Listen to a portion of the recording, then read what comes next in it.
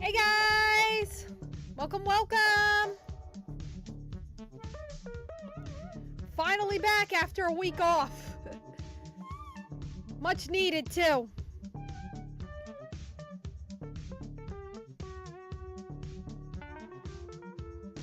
Oy.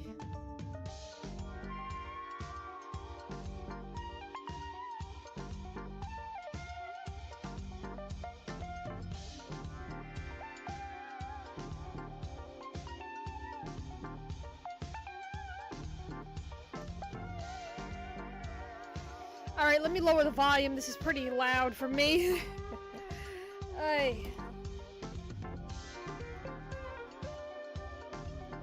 Okay, just lowering it on my headphones. I'll lower it a little bit on this. So, yeah, we're playing Pumpkin Panic today. I wanted to do something a little different from Stardew Valley, just try to get back into the horror game playing. And I'm just doing my best to try to get back settled into doing gameplays and trying to upload content as much as possible, because I know I've been lagging behind and I apologize for that. I've just been extremely busy with other things in the recent months. Excuse me. Anyway, I'm gonna do my best to go ahead and just basically get everything set up. Like, try to start getting more content pumped out for you guys and just do my best in general. So, as I said before, we're playing Pumpkin Panic, and I am looking forward to this, so let's get started. Hi, Music Lover, welcome!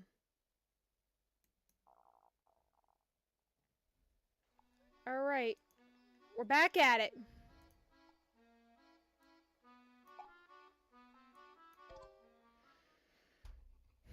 Now, from what I remembered with this game... Okay. How do I pick up again?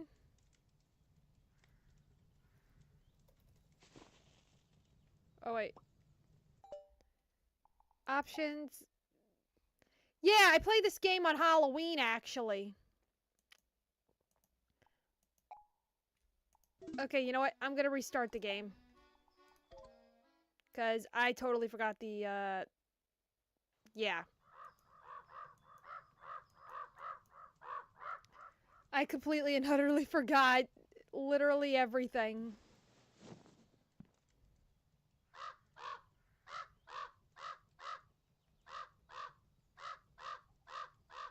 Oh, it's F.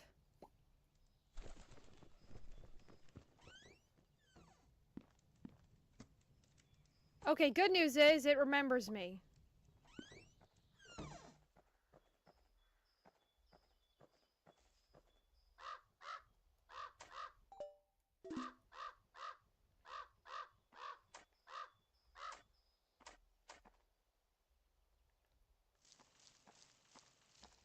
Okay. Now we just wait for that.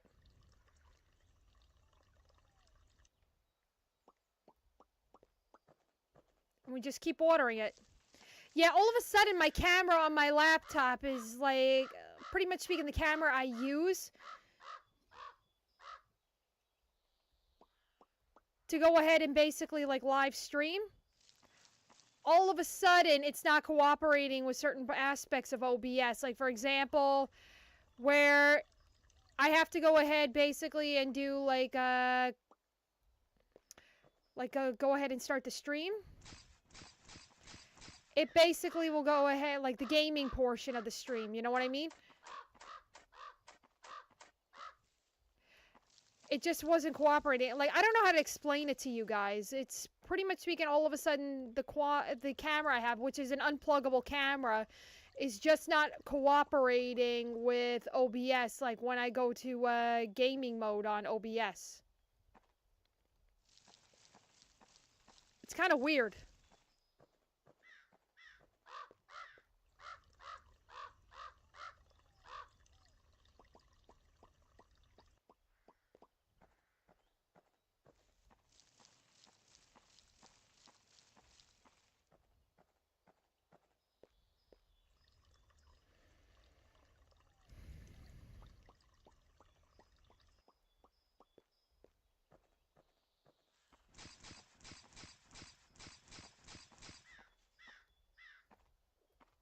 Alright, just keep at it.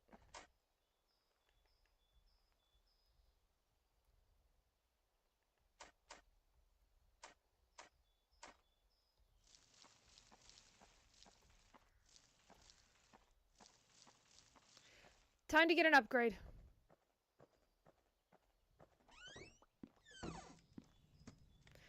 Okay, I think I'm gonna go ahead and get the bucket upgrade. And also, while I'm at it, the well upgrade. What's that noise? I have to go and you should. Oh, shoot.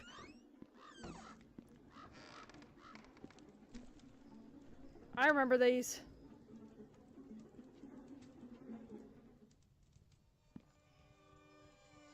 Oh, Jesus!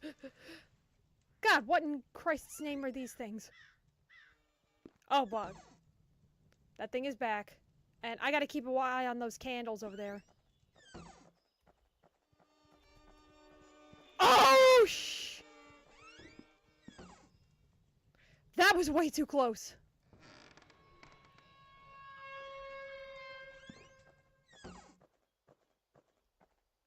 Okay. Hey, Patrick. How are you, dude? We're back to Pumpkin Panic.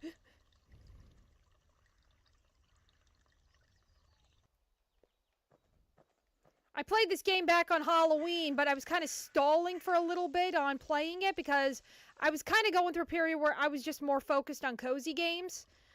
But I decided, you know what? Make today a bit of a horror game. I'm in the mood for that.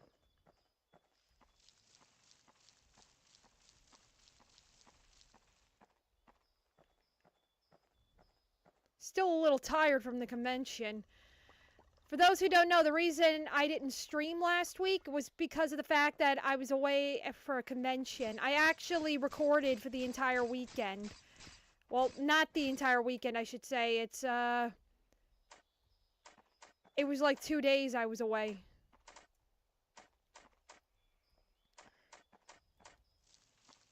It was for Anime Weekend Atlanta.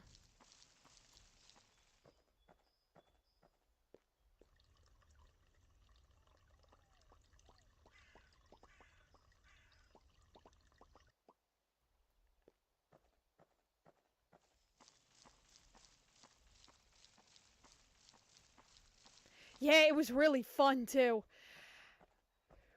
One of the main reasons I really went to that convention was because there's this Japanese singer I'm a really big fan of, and he was actually at the convention.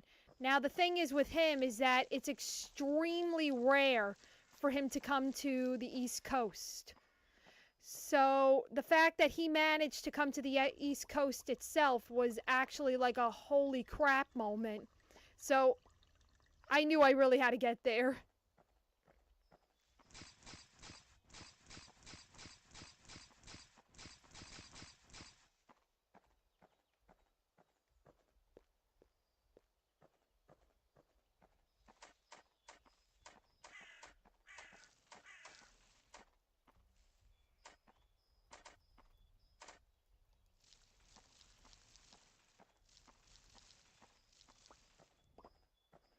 Okay, I gotta remember these controls. Like, it's like having a moment where it's like, ugh.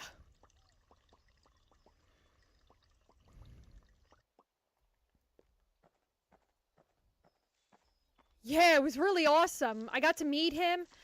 I posted some photos. I also, besides meeting him, I got to meet Kaji Tang, who is an anime voice actor. He's kind of well known for voicing Gojo in Jujutsu Kaisen. Oh, shit.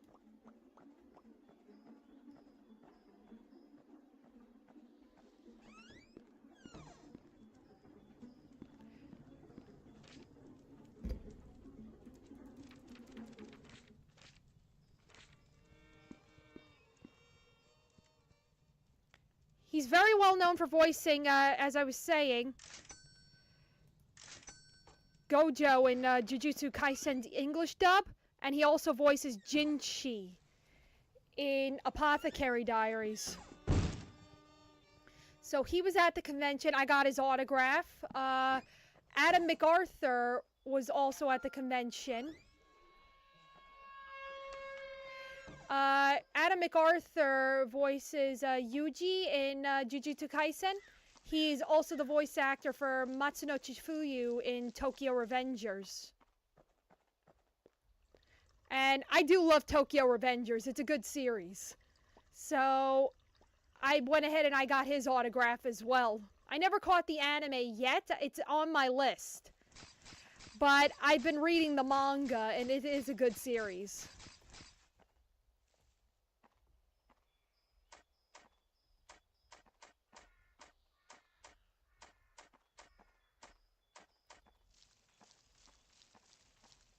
I was actually, like, the cast of Baldur's Gate 3 was also supposed to be at the convention, but I think they were coming at a later date, and unfortunately, Neil Newbon, who was the one I really wanted to meet, he ended up canceling his appearance at the convention, which honestly was understandable, because I actually watched Neil Newbon's streams over on Twitch, and pretty much speaking, Neil ended up revealing Hey, Nikki, welcome! How are ya? I was actually just talking about Anime Week in Atlanta. Another thing that also happened at Anime Week in Atlanta was that I got to meet Nikki and another friend of ours, Squishy, in person. It was really awesome.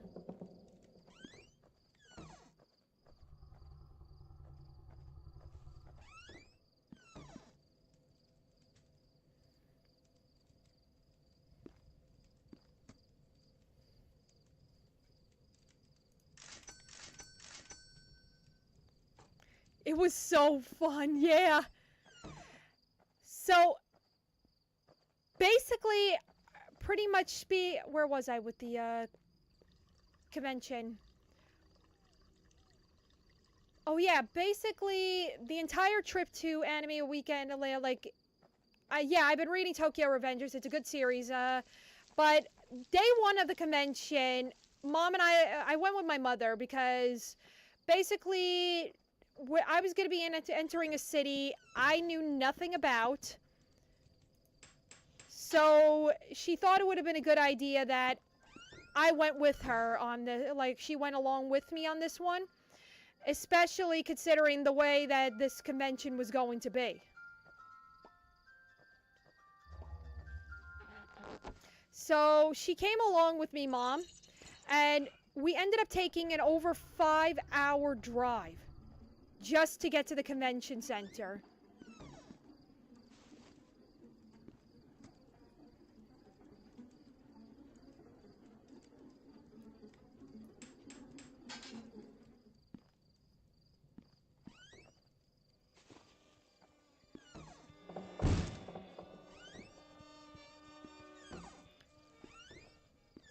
So yeah, the drive itself was over 5 hours. And we did end up getting caught in traffic, I'm sad to say.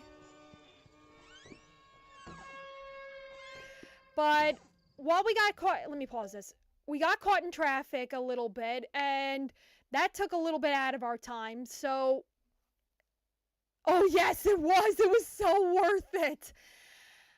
I did arrive at the convention center, and basically the first thing I did was rush to see Mira Im because he was doing his autograph session at that time, like by the time I arrived, because the thing is with Im is that he comes from Japan, so his internal clock was probably a little off, since nighttime here in America is basically daytime over in Japan right now, because where I am, Japan's 13 hours ahead.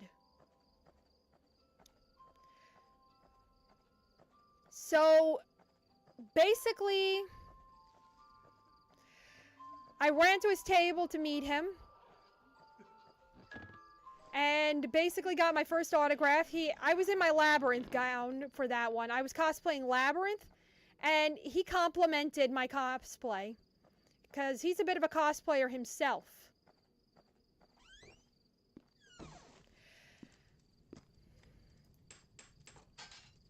I also did manage to get a picture with him, and I also spoke with him a little bit. I told him what his music meant to me because it did cheer me up during a really horrible time in my life.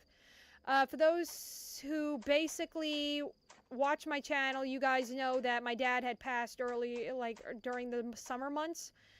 And I do admit that Im's music really did bring me some comfort during that really rough period of my life.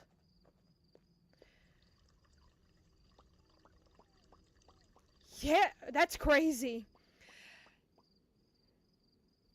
But the thing is with Im was that he was only going to be at this convention for 2 days because unfortunately he had to go ahead and catch a flight back to Japan immediately on Saturday because Saturday he was going to be traveling from Tokyo to Osaka, which is a 5-hour journey by train, to go ahead and attend an event called Spicy Boys, which is a group of guys of him and friends. Thank you. Believe me, it's appreciated a lot. Wasn't even supposed to happen, in all honesty. Oh yeah, I know what this guy is.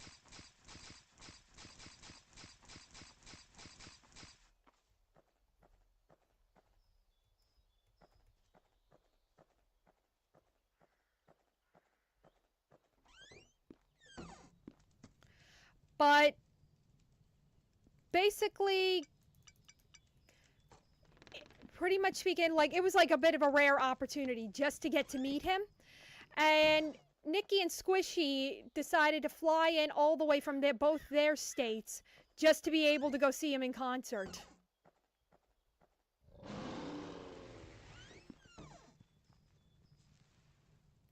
Oh yeah, I would have totally been out of it. I give him a lot of credit just to be able to pull that off.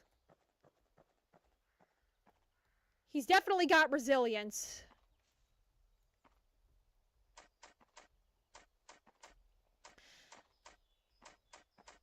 So basically he was only there for 2 days just to do autographs, photos, and also a concert. So day 2 he did the concert.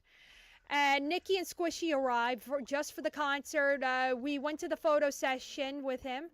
I really wanted him to see my Lucifer cosplay. For those who don't know, Im is the voice actor for one of the characters in the mobile game Obey Me, which basically is supposed to be demons and whatnot, like legendary demons. And I was cosplaying one of the demons in the game, so it was really awesome for him to get to see it. He was very impressed, I'm not gonna lie.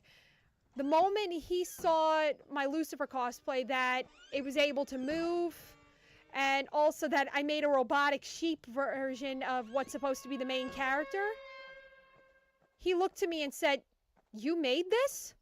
Like, I don't think he knew what to say, in all honesty.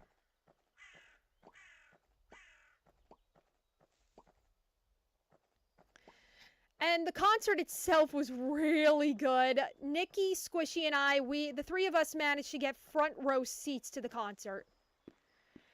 And we really enjoyed listening to his music and just getting front row seats to the whole thing.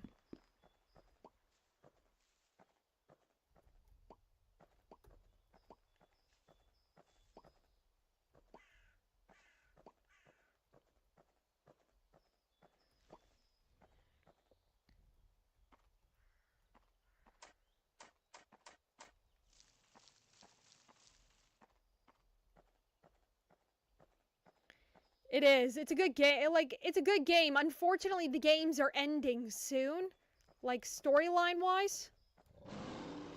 But it is a good game series regardless.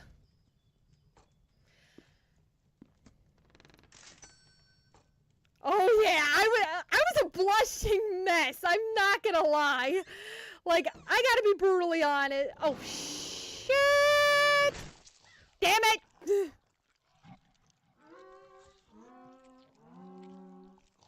God damn it. Yes, I know this time, Karasu. Now shut up.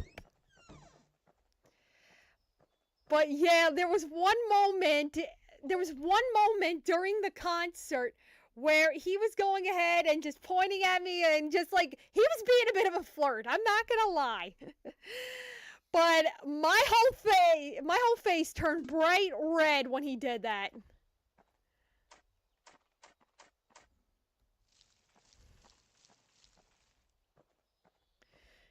I know. This round, I'm putting more on the boots.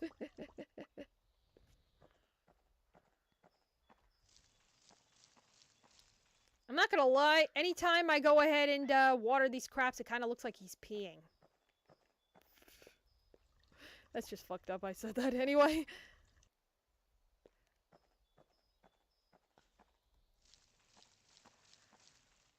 So it was a really good concert, and there was also one story that went along with it. Nikki, you cool with me telling it? It's the Reese's Peanut Butter Cup story.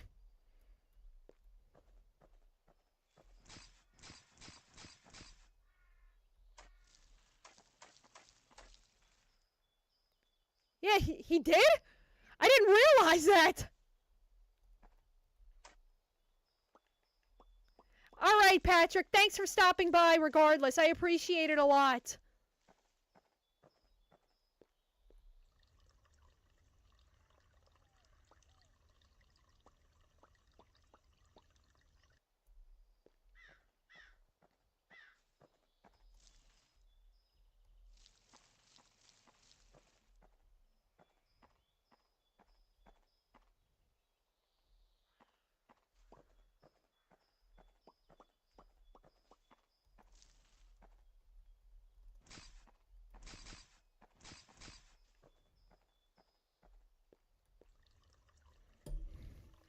But yeah, for the stream, like, Nikki, are you...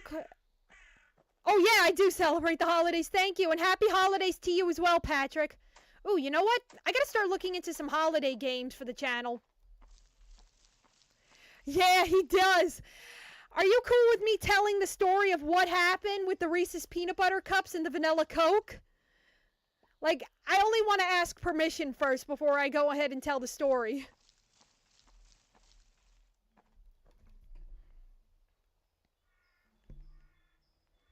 Since there were several parties involved. Oh shit. Run! Run like there's a sale on the rare items out of your favorite otaku show or whatever.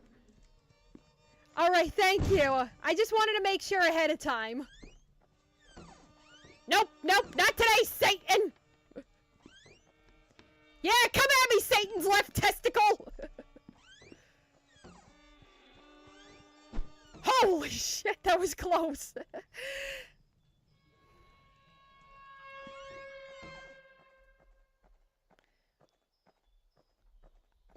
Alright, so the story involved this story involved me, Nikki, and Squishy.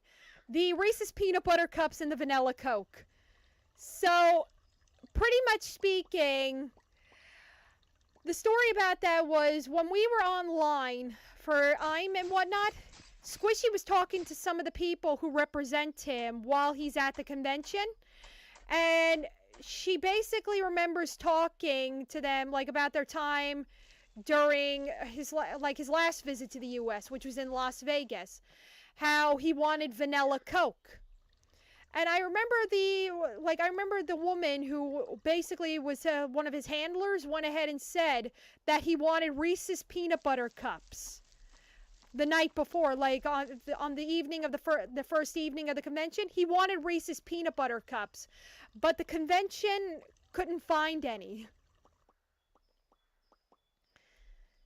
So basically, after I went to get my photo taken with him, I went back to my hotel so that way I could get out of my Lucifer cosplay, so that way I was comfortable for his concert and whatnot. Because I'm not gonna lie to you, my Lucifer cosplay is extremely heavy at times.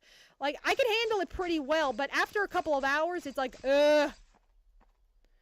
So basically, I texted Nikki and Squishy to let them know, hey, I'm back at the hotel safely. I'm going to be getting ready, and I'll be back. And they let me know that they were currently hunting for Reese's Peanut Butter Cups and Vanilla Coke for IM. So I'm thinking to myself, you know what? Just to make things easier, I'll get in on it. And I told them, I'll get in on this and see if I can find anything on my end. Since I'm in a different area, I figured, why not? it gives us more free range, like figure out if we can find these things or not. And fortunately for me, my hotel happened to have had a souvenir shop.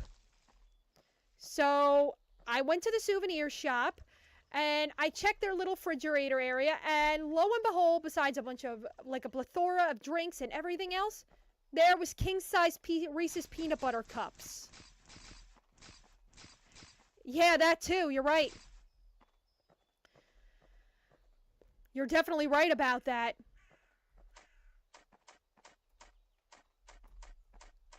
So, basically, I got the Reese's peanut butter cups, and then I'm looking further and further on the shelving unit at that souvenir shop. I don't see any vanilla Coke. I only saw like 3 to 4 different types of Coke.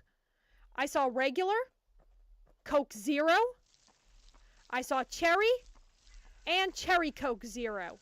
And I'm saying to myself, holy crap, they don't have any vanilla Coke? And I went over to the woman who basically was running the store. I asked her, do you have any vanilla Coke in stock? And she looks to me and says, I'm sorry to tell you this, but we don't have any of that in stock. So I'm sitting there saying to myself, Jesus Christ, this is supposed to be a place where there is a lot of Coca-Cola, considering the bottling plant nearby. And no one has vanilla Coke. And she then goes ahead, this woman, basically, and says, okay, there happens to be a gas station not too far from this hotel. You can go ahead and go to the gas station and check to see whether or not they have it. I know, right? It's like so freaking crazy. So she told me to go to the gas station that's like not too far from where the hotel is. And I decided, you know what? I'll give it a shot. Hey, Dahi, welcome! How are you, my man?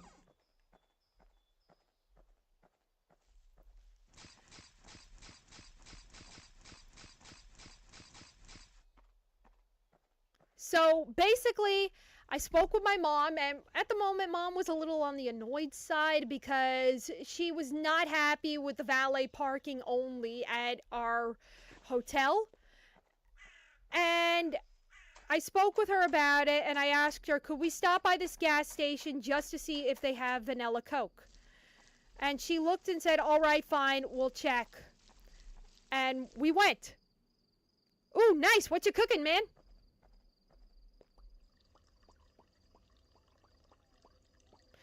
Getting more viewers. Welcome, welcome, everybody. I was just telling the story, like a cute story from my weekend at Anime Weekend Atlanta.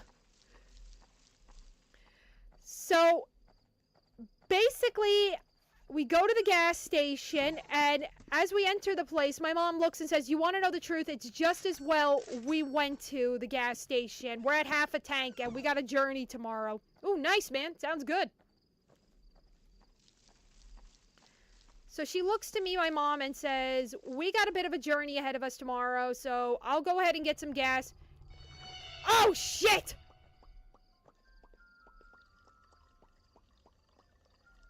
So she looks to me, Mom, and tells me, you go check to see if they have vanilla Coke, and I'll go ahead and gas up the car.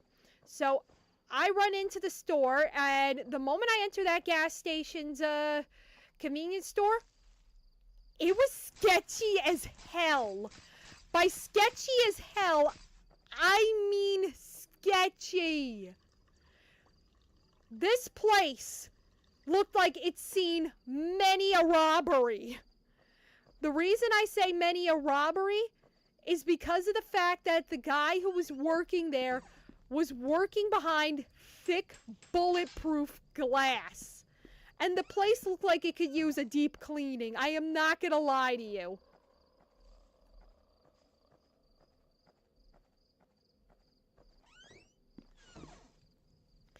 The place looked so much like it really needed a very deep cleaning. It was that bad. So I basically just ran into the building, into the convenience store. I looked around.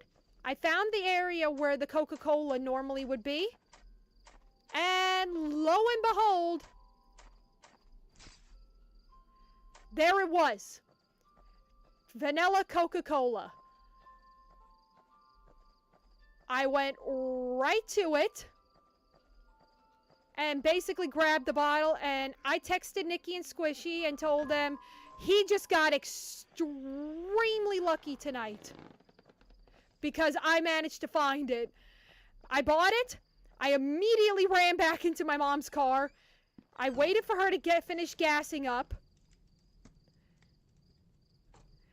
And after she gassed up, we got the hell out of that gas station because I did not want to witness what would be another robbery in that place. It was that bad.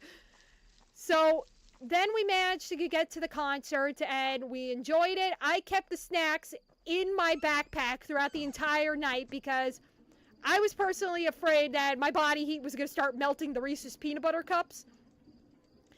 I managed to get basically, we enjoyed the night.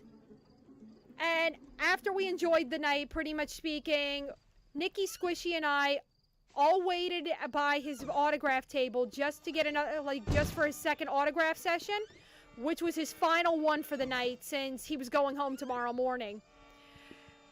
I didn't want an autograph because I got way too many from the man anyway, so I was kind of good to go. I went ahead, I was first in line, I went up to him, I handed him the snacks and told him, hey, I heard you were looking for these. He thanked me, and I explained to him that I just came over just to go ahead and tell him the concert was good and to wish him a very safe trip home. He thanked me, and he wished me a safe trip home because he knew I was basically, he knew I traveled out of state just to be there.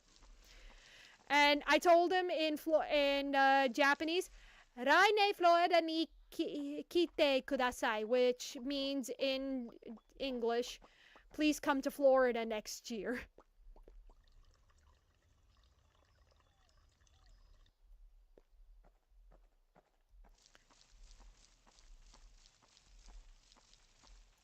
Alright, I'm gonna go ahead and wait until those pop up so that way we got a lot.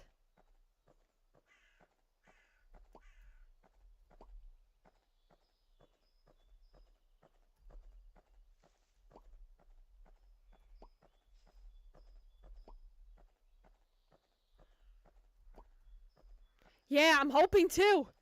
I think he would like Florida. I know he likes Disney. So I think he would actually genuinely enjoy going to Orlando.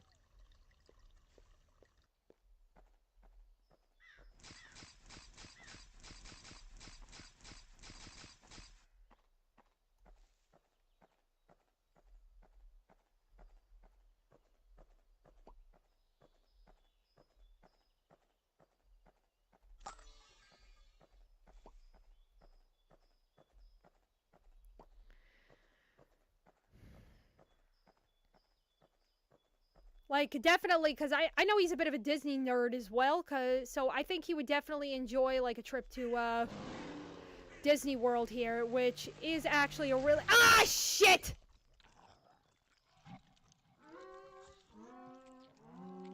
Three minutes shorter than last time, damn it!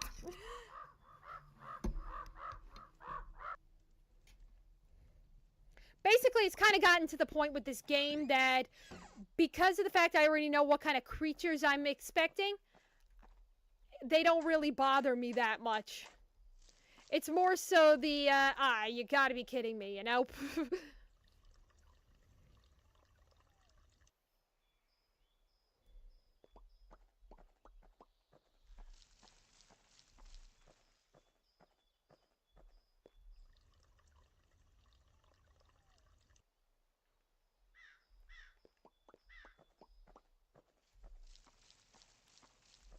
But overall, the weekend was really fun.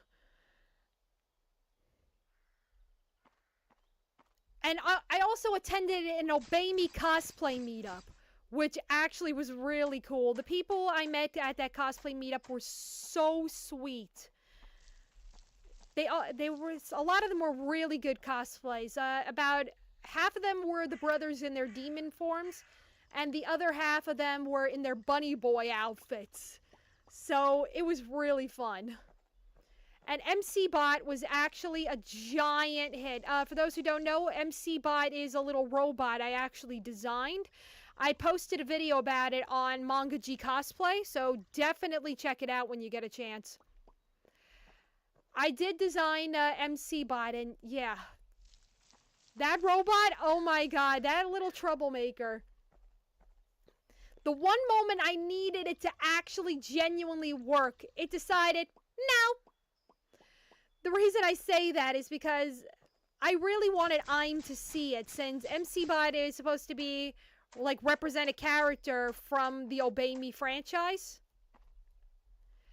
I wanted him to see it in action and moving. He only saw it jolt a little bit, and he was like, when that happened. But the one moment I needed it to walk over to him, it decided it didn't want to do it.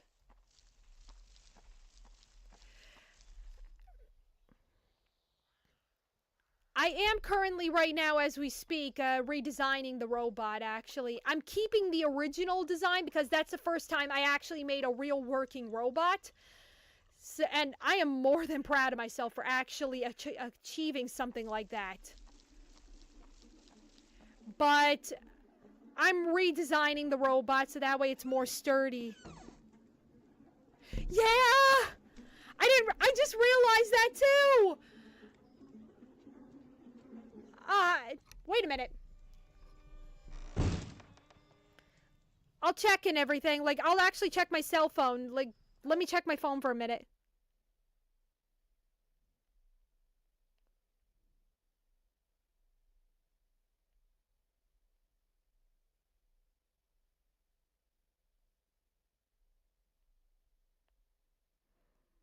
No, I don't see any. I was hoping that maybe, like, when we were taking a selfie, that MC Bot snuck in, you know?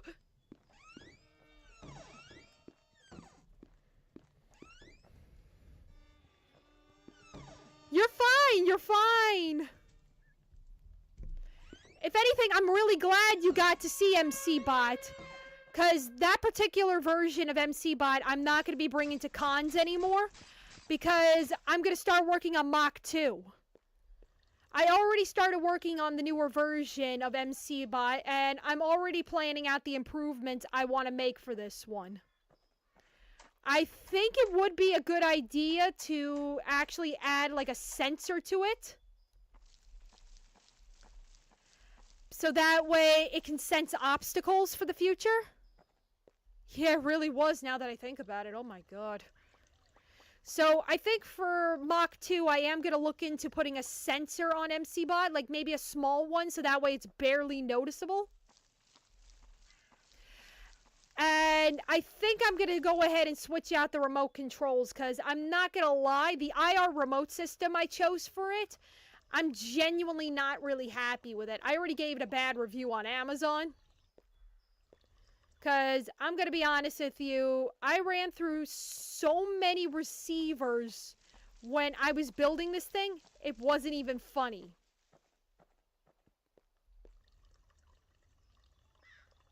I may look into a different brand, see if I can find one that is actually a little more doable.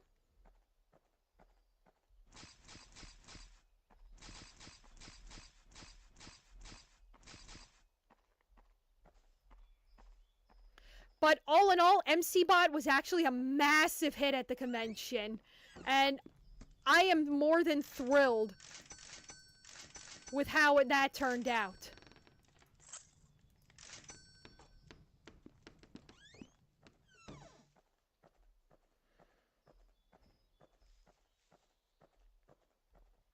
But I did actually create a vlog of basically my point of view of the entire weekend. Unfortunately, I couldn't record certain things. Like, for example, the meet and greets for some of the people I've met, because unfortunately the con was kind of strict about that. My mom was even saying, because my plan was to try to go ahead and surprise when I'm in my Lucifer cosplay a little bit. And my mom, I was going to have her go ahead and record his reaction, but basically they were kind of being a pain in the neck about it, and like, no, you can't take pictures on the side or anything of that nature. It's understandable to an extent, but... Thank you. Honestly, I am very proud of myself, because... Oh, hell no!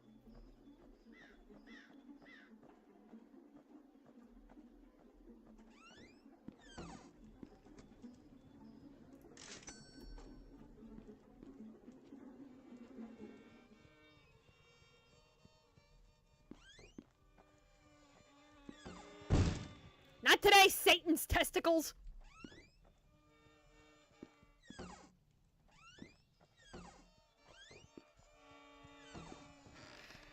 But, you want to know the truth?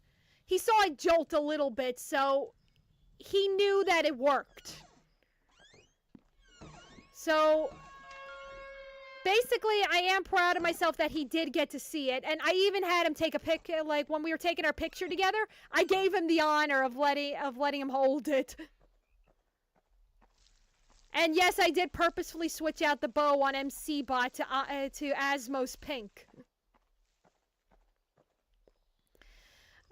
Honestly, if anything, I consider it a lesson learned. Like, I'm a little bit sad about it, yes, but there's no use crying over spilt milk. If anything, it taught me what to expect for the future when it comes to robotics. And one thing is for certain is that I know now I'm not going to be using that brand of IR remotes again. I have a lot left over, but I'm going to use them until I'm done. Like, until there's no more, I'm not going to, like, use them anymore. Like, certain parts of it are still good. And I lived and learned a lot from this project. One thing I definitely learned from it is the backdoor situation, because the way I set up the backdoor for MCBot is by magnets. And basically how I set that up was that I push it in and basically pull it out, and it was like held like by some metal strapping and magnets. I basically didn't know what I was doing. I didn't have an idea for using a door hinge. I think this time I'm going to try to use a door hinge for the newer one. And another thing, the legs, the area that holds the legs in place, I'm going to actually make it part of the model this time, because last time I didn't, and that was a big mistake on my end.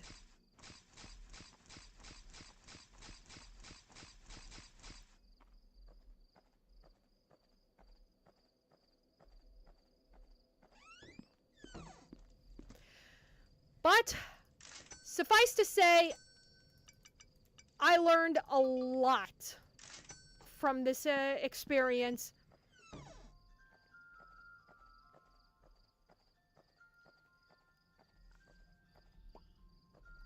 Oh, we got Cousin It on this side this time.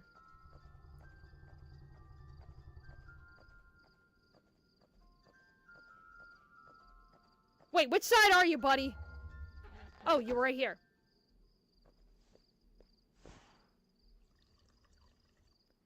Thanks. Yeah, it would make it easier for me just to be able to access the back panel. Also, I think I'm gonna try to bolt the motherboard down next time, because that was another problem. That thing along with its battery pack was just shaking around like candy in a jar.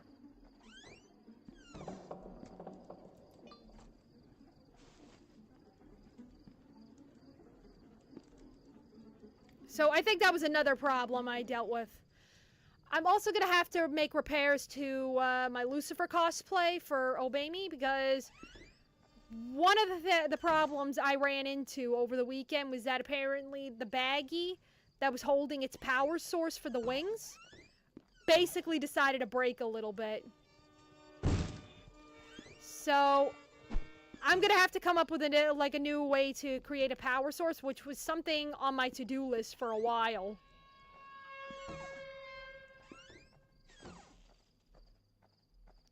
Also, when I get a minute, I am gonna have to rebolt the wings, like tighten the bolts on them.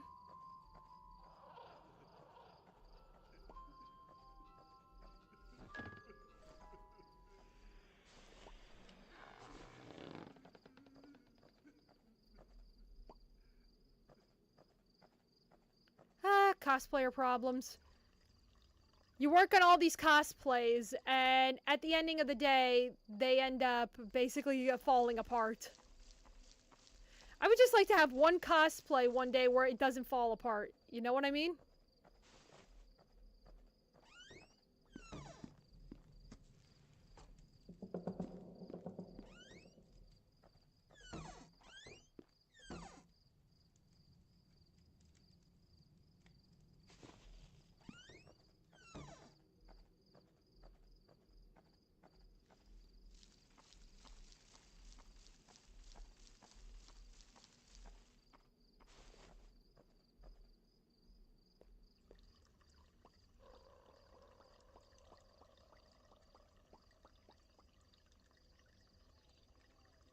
This is a bad idea. I'm not gonna lie to you guys.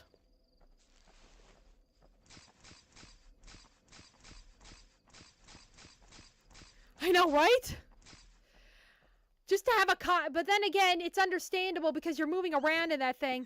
Oh, hey, Char Potato, welcome! How are ya?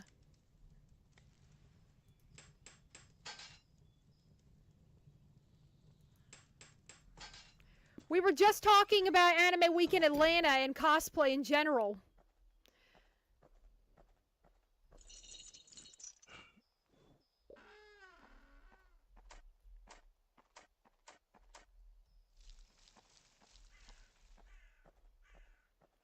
I just got back from my weekend, like, I got back a couple of days ago from my weekend at Anime Week in Atlanta. Okay, I'm just gonna water this and get the hell away from that thing.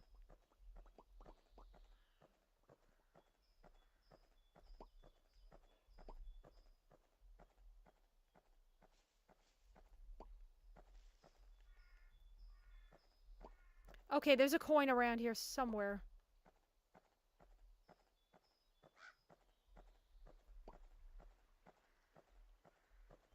Bingo!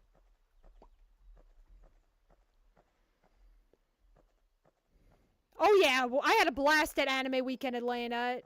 I got to meet Nikki in person along with a mutual friend of ours, Squishy.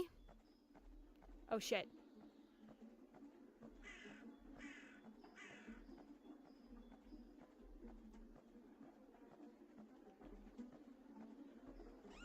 And we also got to meet this Japanese musician. Well, I got to meet this Japanese musician that I'm a really big fan of. That was actually my main reason. That was actually my main reason for going to the convention. But also, there was just a couple of other good guests there. Nice try! Oh, shit! He still got me! Oh, now his little friend is getting in on it! Way to go! Can't beat him, join him!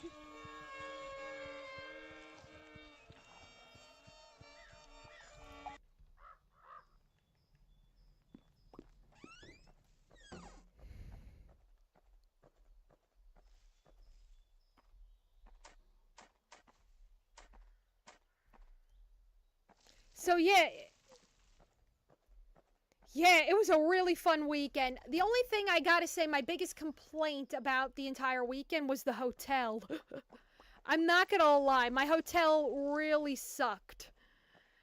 It was a beautiful hotel, but what sucked about it was that they promised us maid service. We didn't get any. Like, we needed extra towels because not everyone likes to use the same towel every night. And basically, I went to the front desk and say, hey, listen, my room, we need extra towels. And they did not provide the towels. My mom literally had to go into the hallway and stop a maid just to get our towels. And what also sucked was that it was valet-only parking. Now, in a sense, I can understand why it was valet-only parking, because the neighborhood wasn't really the safest, in my opinion. But it sucked because it was $50 a night, and if I was just to go ahead and park on the property just for a little bit, it was $20. Oh, and the continental breakfast wasn't free, too. And also the waiter had a bit of a nerve to already charge us gratuity. Hey, I would not go back to that hotel again. And I'm not naming names, people. I don't do that.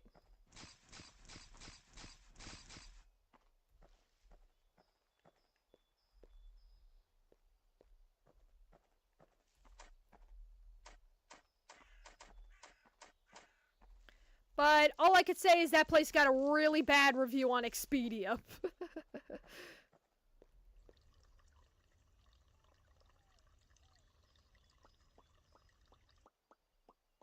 Yeah, the breakfast wasn't even free. Wasn't really that good, to be honest with you. Like, some of the fruits were good, but I wouldn't say it was that good, to be honest with you. I make a better breakfast. And considering my dietary restrictions, they didn't really give much of an offer. Should have stayed at ours. We didn't get breakfast. You're kidding!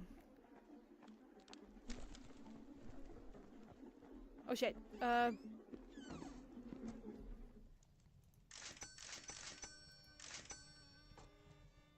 Yeah, should have, honestly, because at the ending of the trip, it seemed so cheap, but in truth, it wasn't.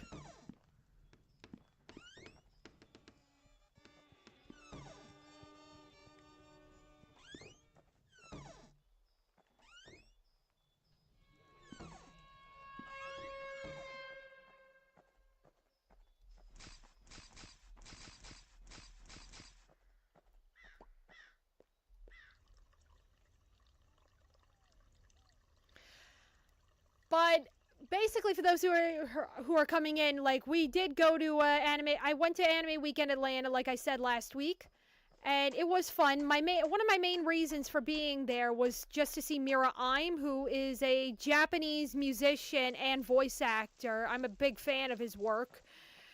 And he was there to go ahead and have autographs, photos, and also do a concert. Wow. Yeah, I can imagine. I think the reason it was so expensive, considering it's Atlanta, and it is a bit of a major city, like a very historical city, if I'm not mistaken. Plus, you got, like, the Coca-Cola. Like, you got you literally got the Coca-Cola Museum and bottling plant in the area. And not to mention, President Carter was actually born there. If I'm correct? I don't know. I think he was born there.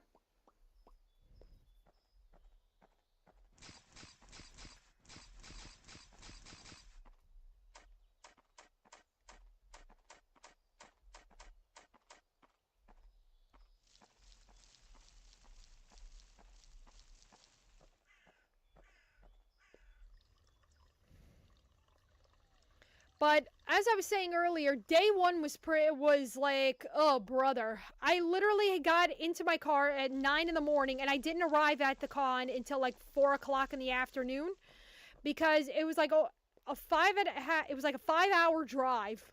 But what made it brutal was the fact that we got caught in such horrible traffic. But, like, believe me, I would have left the night before, but the thing was, I got cats at home, and it's like, okay, just keep an eye on everything, make sure everything's good for when we leave.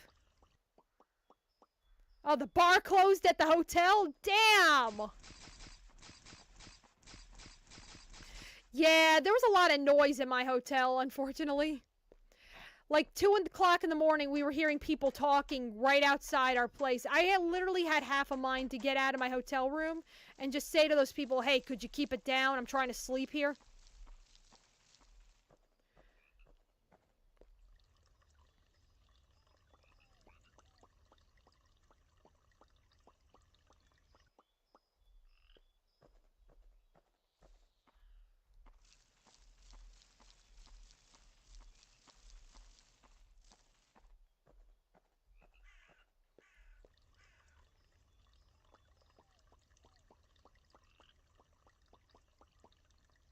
I also heard some cosplayer in the Georgia area got arrested at that con. Like, I heard, like, don't quote me on it, people.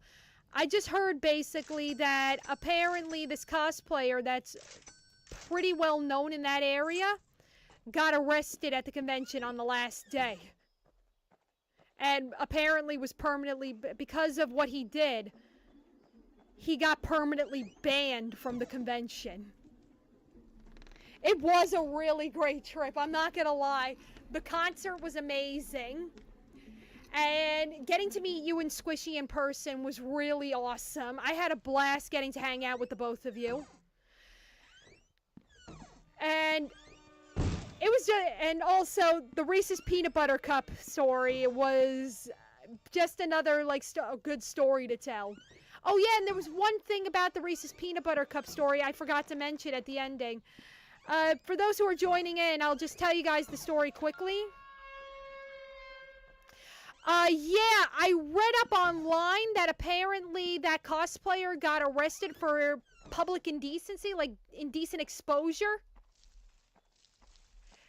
Apparently he did something where he showed a certain happy neighbor.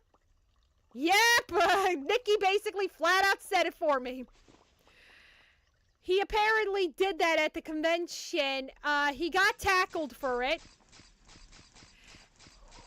And basically was arrested for it and got perma-banned from the con.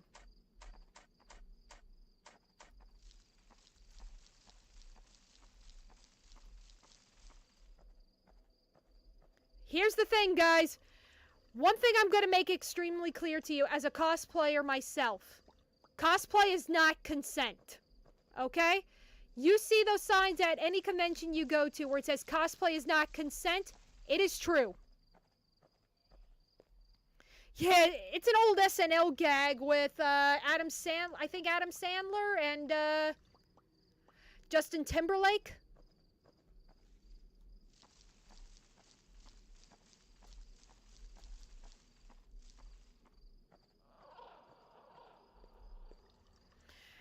It's what I heard apparently. Like, I was seeing a lot of TikTok videos about it. And from what I picked up, this cosplayer was not well liked.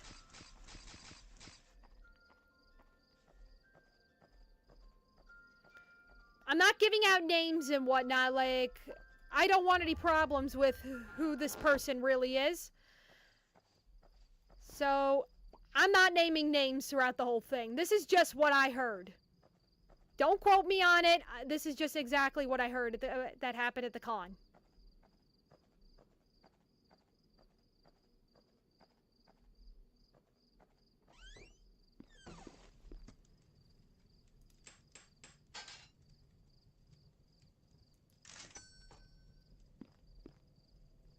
Yeah, it was something else.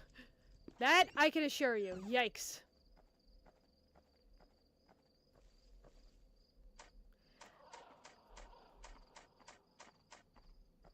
Oh, you did? Thank you! Yeah, I don't think anybody wanted to see that type of present.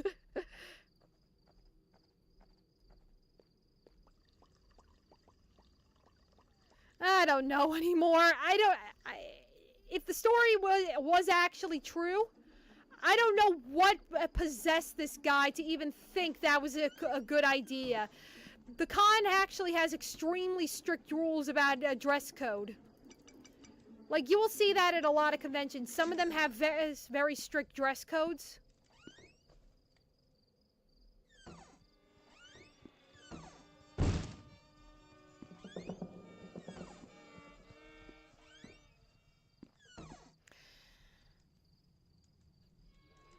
But there was one story I could tell you guys that is definitely a good memory for me, Nikki, and Squishy. I told this earlier, and there was one part I did forget to mention. For those who didn't hear the story, the story is basically, I'm going to call it the Reese's Peanut Butter Cups. The Reese's Peanut Butter Cups and Vanilla Coke. So, pretty much speaking, there's this, as you guys know, the reason that I went to AWA was because there's this Japanese voice actor and musician that I'm a fan of. Nikki and Squishy flew all the way from their states just to be able to go see him in concert as well. And when we went to the concert, like basically while we were waiting in line for photos, Squishy ended up getting into a conversation with one of his handlers at the convention. But cheat codes, oh god, Nikki! But basically, Squishy got into a conversation with one of his handlers, and she was talking about how the last time she saw him, which was in Vegas, he wanted vanilla Coke. And according to his handler at the convention, she said he wanted Reese's peanut butter cups the night before, like the night of day one, but they couldn't find him any. So basically later on, I went ahead, after I got my photo with him, I made the decision to head over to my hotel room, get changed for his concert, because I'm not going to lie, my Lucifer cosplay takes a lot out of me after a while. It's one of my best cosplays I've ever made. I'm not going to lie to you. But what takes a lot out of me with it is the shoulder pieces get a little on the heavy side, since the wings itself are made out of pure metal. And fabric and actual duck feathers. But anyway, I went back to my hotel room, and I texted Nikki and Squishy to let them both know, hey, I'm safe, I'm back at the hotel, I'm just going to get changed, and I'll be back at the convention hall, just in time to get in line for Im's concert. And they told me they were currently on the hunt for Reese's Peanut Butter Cups and vanilla Coke. So I thought about it, and I said to myself, you know what, I'll get in on this, just to help out, and I had a little more free range considering I was at my hotel, and also I had a car on me. So anything to help out with the search, I was more than willing to do. So I basically told them I'm going to go check. My hotel happens to have a souvenir shop. So I'll go check the souvenir shop, see if they have any of those things, and I'll let you know. I went ahead, I went to my hotel souvenir shop, and I checked the area where the refrigerators are. Lo and behold, there's king-size Reese's Peanut Butter Cups. But they don't have vanilla Coke. They only have 4 different types of Coke. The first type being regular, then Coke Zero, and then also basically Cherry Coke and Cherry Coke Zero. No vanilla Coke whatsoever. And considering this is a state where literally the Coca-Cola bottling plant is, you'd figure they'd have it. So I spoke with the woman at the front desk, and she told me we don't sell vanilla Coke here. However, there is a gas station not too far from this hotel that should actually have what you're looking for. So I spoke with Mom, who wasn't in a good mood after the whole parking situation with the valet.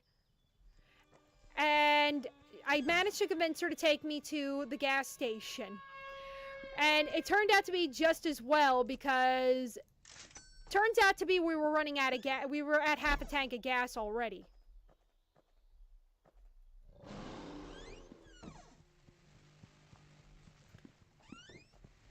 So basically we went to the hotel. No, wait a minute, not the hotel. God, this guy doesn't want to leave me alone.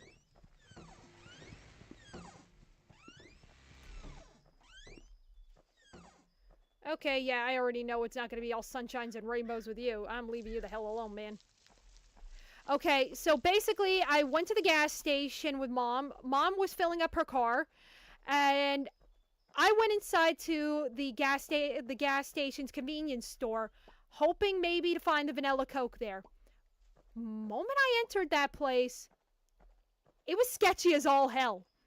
And by sketchy as all hell, I mean sketchy. Like, this place saw robberies every other day.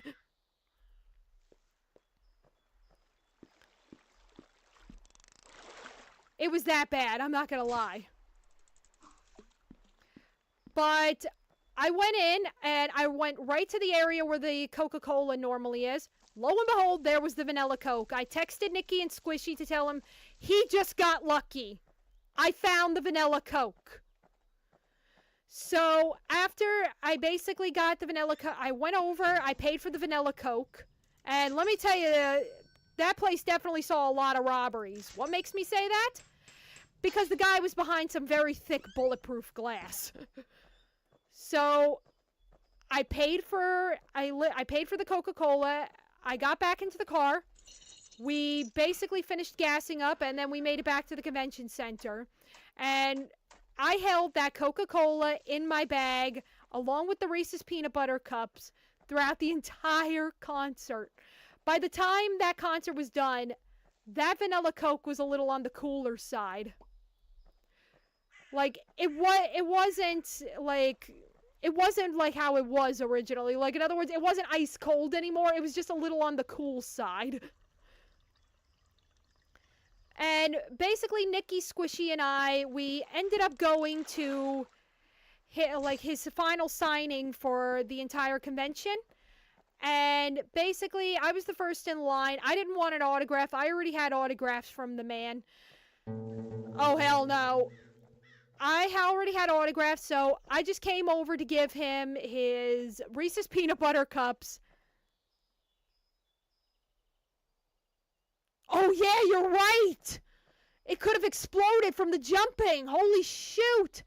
Well, I didn't really jump that much, to be honest with you. As much as I wanted to, I couldn't because I was actually in heels. I was in heels now that I remember. But basically, I remembered I gave him the Coca-Cola. He laughed and he thanked me for it. And I also told him that I just came over to say goodbye and whatnot, just to let him know that his concert was great, but also to let him know that I wished him a very safe trip home to Japan, because the day after his concert, he was taking the next flight back to Japan because he had to travel from Tokyo to Osaka, which was a 5-hour ride by train, just to go to another event. So I give the man credit on that aspect, but he wished me a safe trip home because he knew I came from out of state just to see him in concert. And that was it on that end. But there was one thing about the story you guys are going to find interesting. The day after his concert, like, Mom and I ended up going home. And that night, it was our first night back. And something in my head was making me think about the whole Coca-Cola and Reese's Peanut Butter Cup situation with him. It was making me think to myself, why did he want those? Like, I could understand maybe difference in tastes considering he's coming from out of country. But I was thinking to myself for a little bit, why did he want those? So I did a Google search quickly on Reese's Peanut Butter Cups and Japan. And this is what I discovered. It turns out to be, while you can get Reese's Peanut Butter Cups over in Japan, they're scarce. They are extremely scarce to get considering it's an American treat. The only way anybody could go ahead and actually get a Reese's Peanut Butter Cup over in Japan is if they went to a supermarket chain in Japan named Seiyu. Now, here's the thing. You want to know who owns Seiyu? Hi, Effie! So, you guys want to hear who owns Seiyu supermarkets over in Japan? Walmart. That's the only way he could actually get his hands on Reese's Peanut Butter Cups in Japan. For a little bit, they were technically illegal for one reason.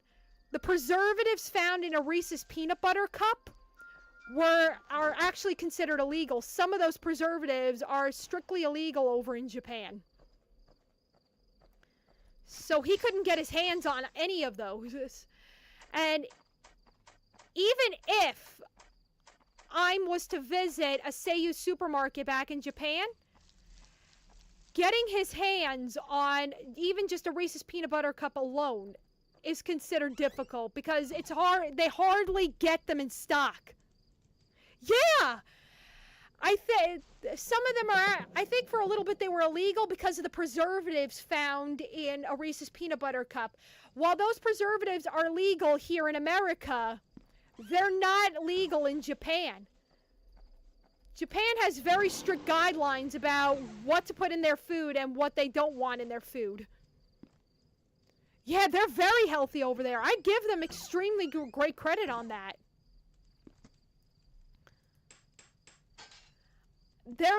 But basically, they did start selling Reese's Peanut Butter Cups over in Japan, but they made it extremely clear to Hershey, if you want to sell Reese's Peanut Butter... Oh, shit!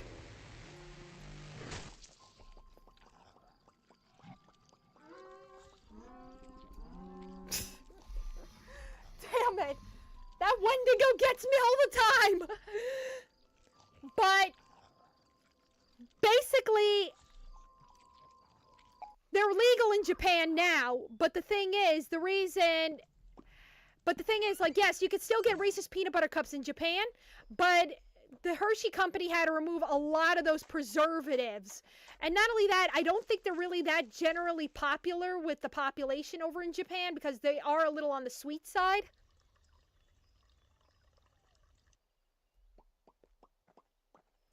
So, just to be able to get some, in a place that's common in getting them is, like, considered a treat to him. And as for the vanilla Coke, I found out they don't have that flavor over in Japan. They have 3 different flavors that have vanilla in it. I think at one time vanilla Coke was available in Japan, but it got discontinued in around the early 2000s. So the only flavors he could get that have vanilla in it in Japan were a limited edition one called Vanilla Float, then there's Vanilla Cream, and then there's Orange Vanilla. So when I read that up online, I was saying to myself, no wonder why he wanted those.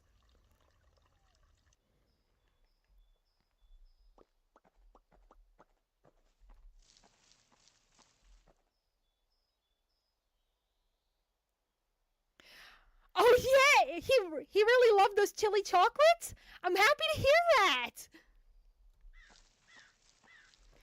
Oh yeah, goldfish crackers. Oh man, those things can be addicting. I haven't had them in years. But those things are too damn good.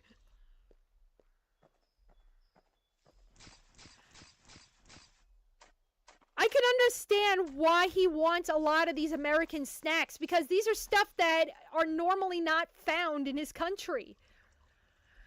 And I've admitted, like, I've tried a lot of Japanese snacks myself in the past, and some of them were pretty good. Some of them weren't really of my taste. Yeah, it turned out to be he likes goldfish crackers. Oh, yeah, me too. I loved those when I was younger. But I stopped eating them because I went vegan. But if the Goldfish Crackers company ever decides to make goldfish crackers in a vegan version, I would immediately run to the store just to grab some. I am not joking.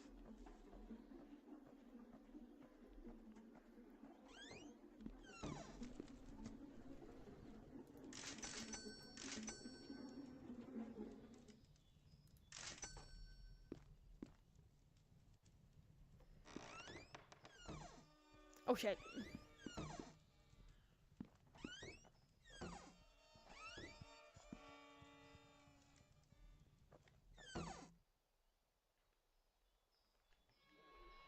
Okay, good, he's gone.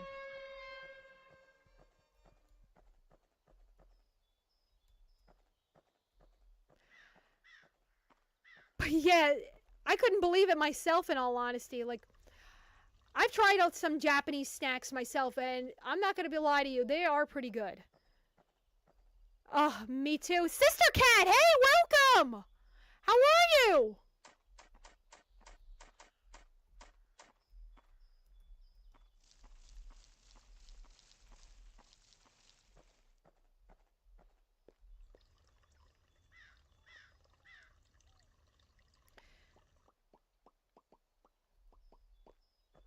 the next time I'm comes to America, I'll see if I could get him like, I gotta think of something to get him. Like, maybe, like, I'm just thinking of, like, what type of snack to get him. Be right back. I was making cookies before this. Oh, yeah, I get you. Go, go, go. What kind of cookies, by the way? When you get back, what kind of cookies?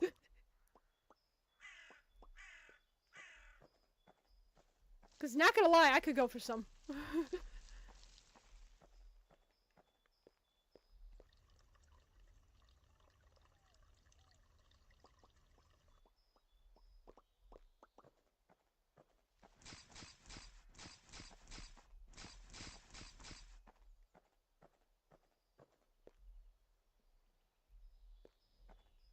So, I did actually end up recording my entire weekend at Anime Weekend Atlanta, like those 2 days. I basically just uploaded them to my computer, all the raw files. I am going to start editing them as soon as possible. Oh, chocolate chip, that's one of my favorites.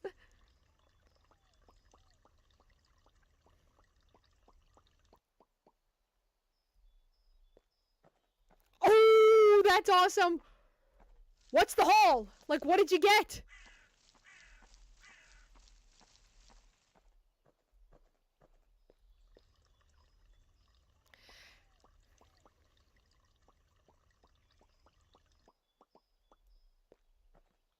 Now I gotta think of, like, I think next time I'm comes to town, I may look to get him some, like, little snacks for him. Maybe ring pops? I don't know. Those were one of my favorites as a kid.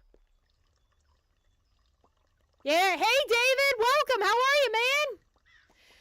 But I basically did start uploading to my computer all the raw video footage from the Anime Weekend Atlanta. And I am going to go ahead and start editing it to turn into like a whole vlog video. Some of it's going to be pictures because unfortunately I couldn't get video of the situation. Year ago, don't remember? I get ya. I haven't had a Japanese snack in a while. The Five Below, not too far from where I live, actually sells some Japanese snacks. Like choco shrooms. Those things are actually pretty good, I'm not gonna lie. Ramune? Oh my god, I love ramune.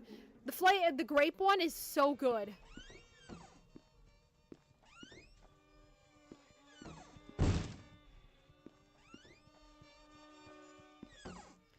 I think, you know what?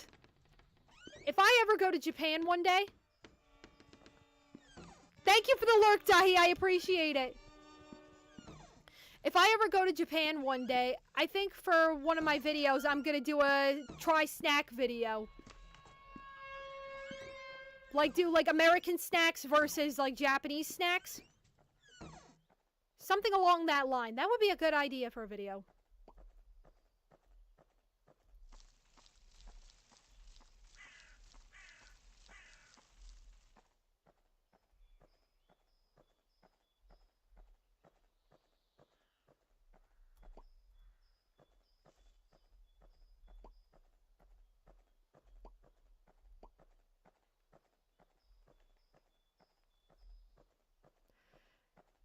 Now, I'm not gonna lie to you guys, I am in the mood to head to my nearest Five Below and just pick up some snacks, like Japanese snacks.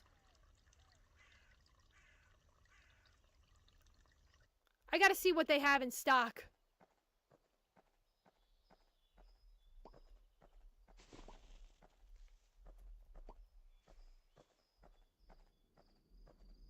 Ugh. Man, this game knows how to bring up the creepy factor.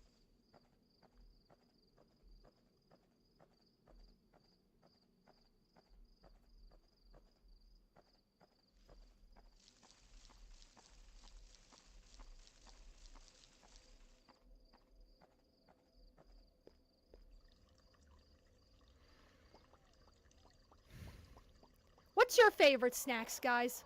I'm just curious. What are your favorite snacks?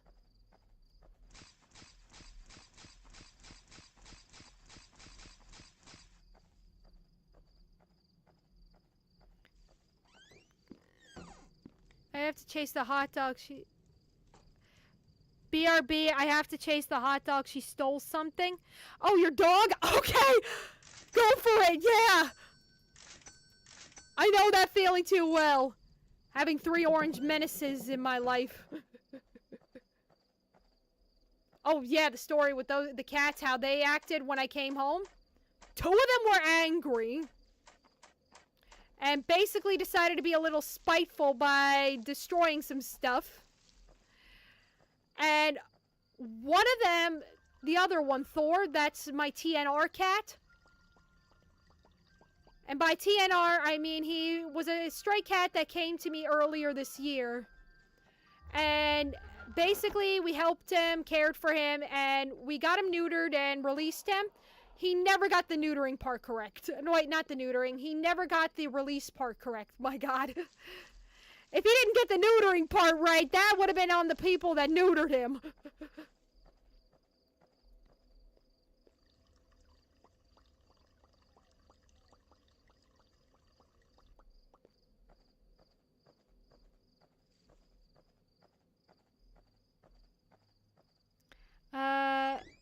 Tapito chips dipped in sour cream. Ooh, that sounds kind of good.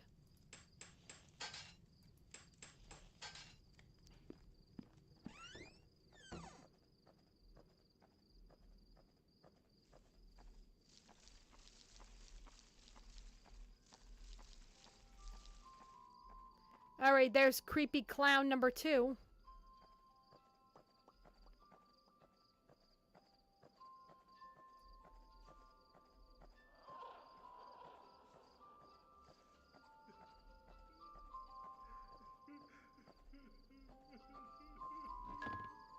Oh, that was close.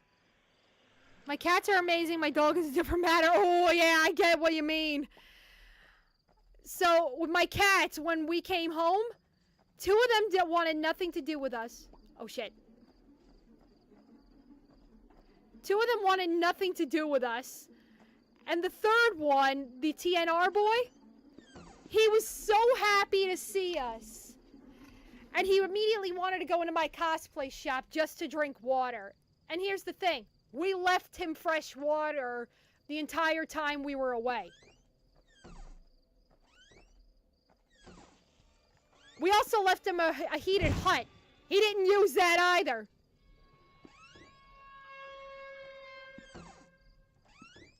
So that cat's not too bright, I'm sad to say.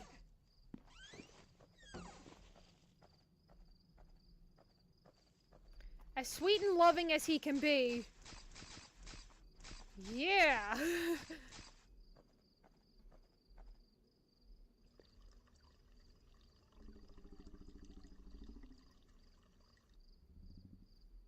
I'm back, sorry, I was driving home, but still listening. You're fine, Nikki, I understand.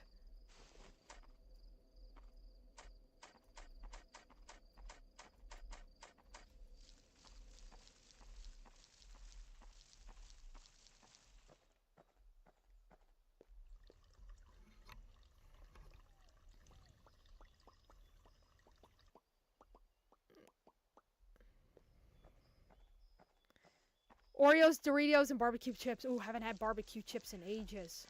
Pringles barbecue chips were good. Oreos are my weakness.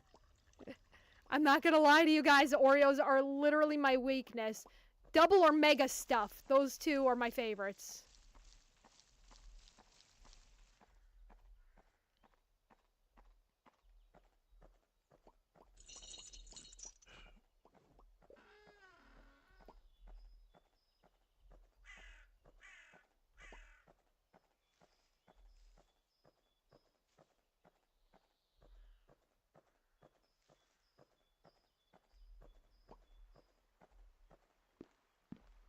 That actually sounds pretty good.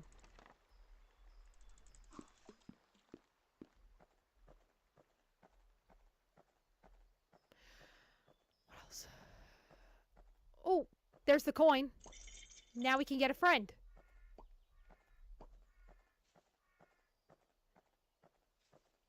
You can't eat Oreos anymore? Aw. Yeah, those things are to me they're my biggest weakness. Like I'm actually doing my best to cut back on them. I've been drinking a lot of Gatorade lately because unfortunately during my time Walnuts. Ooh. I haven't had walnuts in a while. I don't think I've ever tried a walnut. I'm not gonna lie.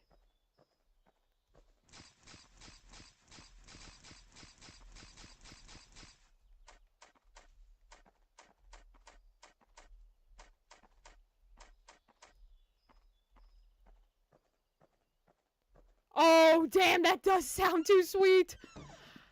Oh, God, I can feel my teeth hurting from that.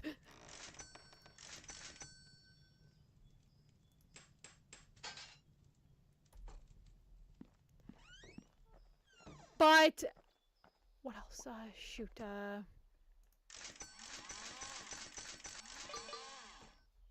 Alright, that got us some extra cash.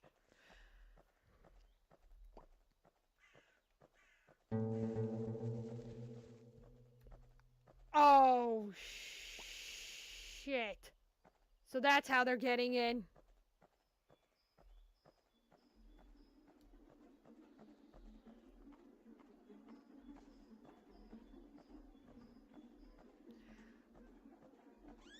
But yeah, I'm actually trying my best. Yes, Oreos are actually indeed vegan. I didn't know that fact until, like, in the recent month. Like, years, I should say.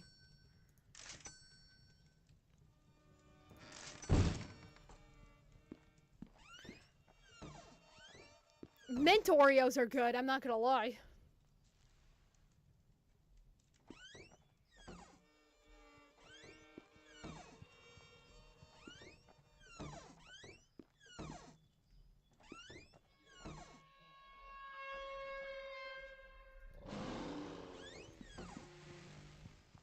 Oh, brother. But yeah, I've been lately drinking a lot, like Gatorade a lot lately, because I'm not gonna lie to you guys, I did get a little bit dehydrated from my time at AWA. I don't know what it is, like, Nikki and I were even talking about it when we were at the convention center. Our mouths, ever since we came to Atlanta, our mouths were totally dry. And I did some research. It turns out to be the air has a tendency of getting a little on the dry side during the winter months. It's weird. But otherwise, like, Atlanta, I would say, like, I'm not really in a major rush to go back. Because the traffic, I'm not going to lie, was pretty bad. But maybe one day in the future, if it was a lot closer to my house, or maybe just in general, if things are different, I would visit again just to go see the Coca-Cola bottling plant and the museum. I want to be able to see those. Because I'm not going to lie, I do like Coca-Cola as well.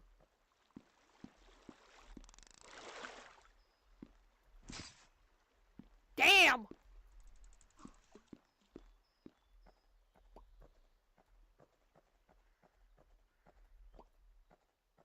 Alright, so we're getting other, ways to make money in this game. Nice.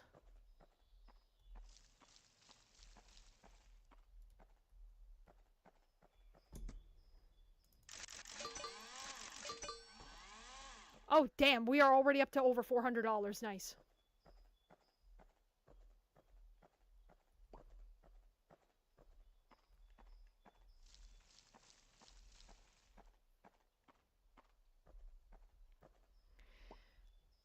If any of you guys, like, curiosity question, guys, what's your favorite drink? Like, if you guys, like, drink soda, what's your favorite soda? If you guys don't drink soda, then what's your favorite drink in general?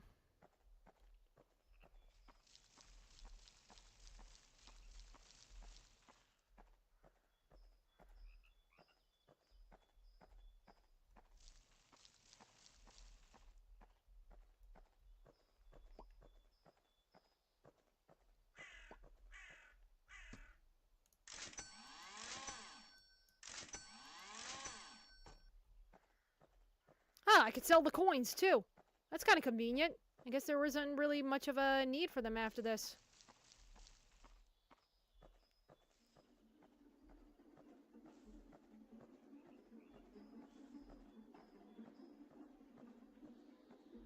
Oh, boy. Not today!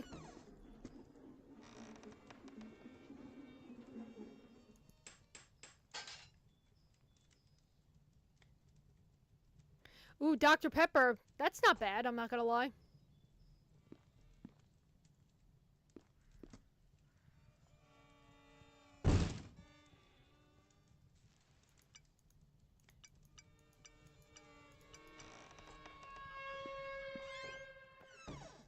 Funny story with Dr. Pepper, actually. That happened a couple of weeks ago. Now, for those who know, I actually am a contract delivery driver. Like, I do food delivery. It's just basically until I can get enough good amount of money, so that way I could, pretty much speaking, be able to finance this channel a lot more. Like, be able to afford better games, better equipment. So, I'm in contract food delivery, and I got a call, basically, like, it was a mass call. And I think, basically speaking, one person ordered, like, one thing, and it was, like, two people ordered from the same restaurant. But the thing was, when I got from that restaurant, they ordered drinks. Like, in other words, one person ordered root beer, and another person ordered 2 Dr. Peppers, and then another person ordered a Pepsi. Like, the one who ordered the root beer, they also ordered a Pepsi. I basically ended up getting the drinks a little mixed up because I didn't label them, and neither did the people who worked there. Neither one of us labeled it, so it was kind of a, oh boy, which is which. And what sucked about it is, like, well, I did have to rely on my sense of smell, actually. And fortunately, it turned out to be I got it right. Because that would have been real cute.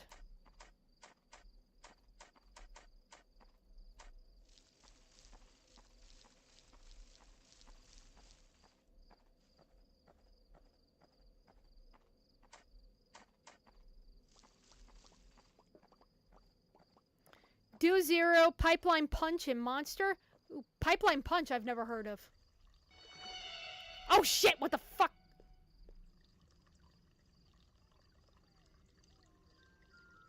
Up, Cousin It is back.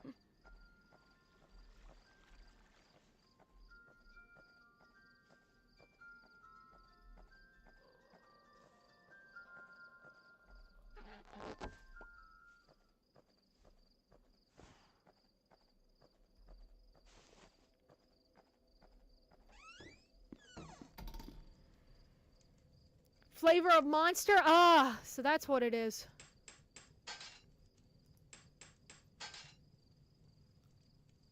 Let's see, let's get running,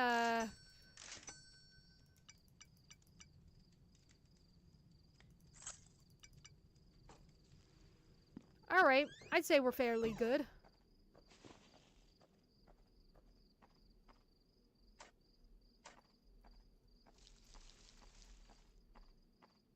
Da-ba-doo-ba-ba-ba-da. For me, I don't really have a particularly... Oh, shit! Ah! Suck on that, bitch!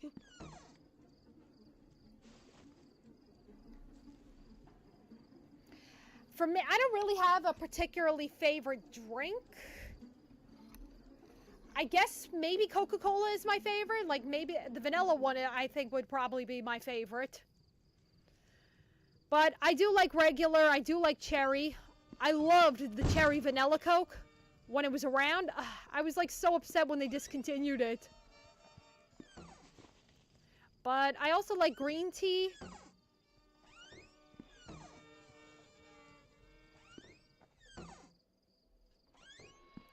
And I do like seltzer.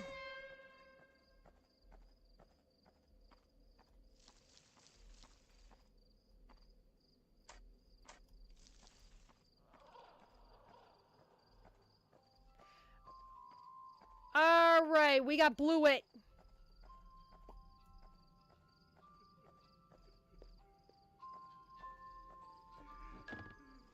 There you go, dude.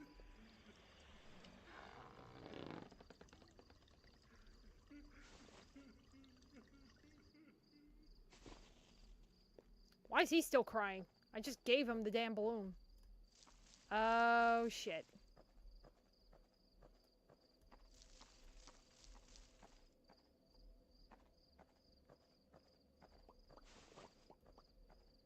Alright, I'm gonna go ahead and get myself some more oil for tonight.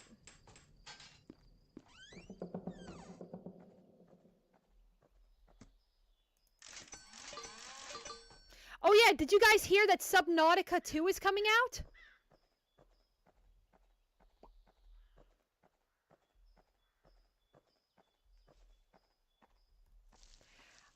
I heard recently that basically they're going to be releasing like the second installment of Subnautica. And guess what I heard? This time, it's a multiplayer. Oh yeah, that stuff was good. The cherry vanilla, that stuff was really good. I don't know why they got rid of it.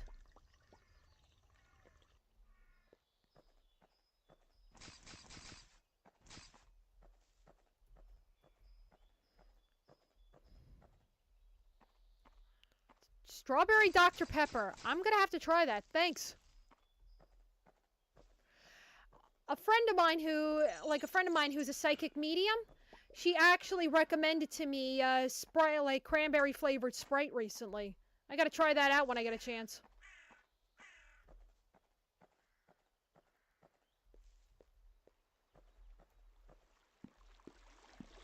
Okay, what do you got? Nice!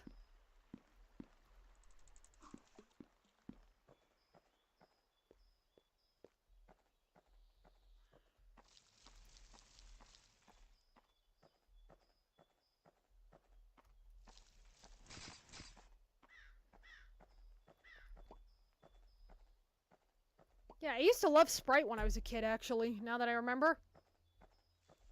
I was always drinking that stuff, but somewhere along the lines I switched over to Coke.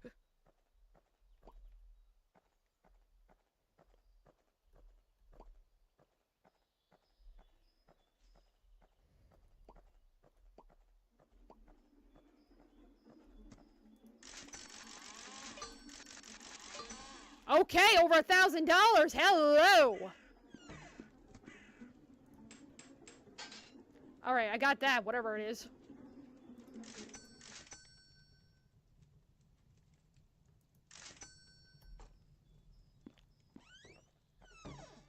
And I'm faster now. Although I do notice that the bar drains quicker. Huh.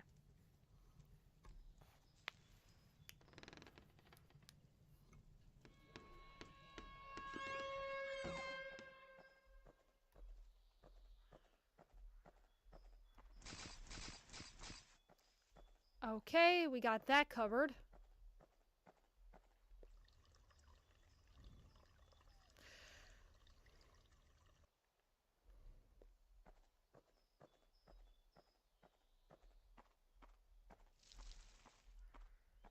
Yeah, I'm also debating. There's going to be another convention this weekend. I'm debating on going. Sorry. You're cool, Char, and what happened?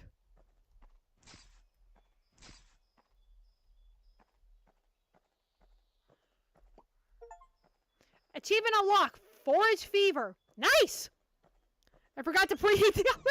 Oh my god, you're kidding!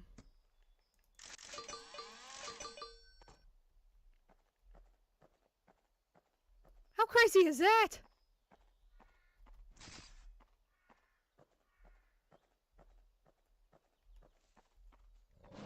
Oh no! Damn it!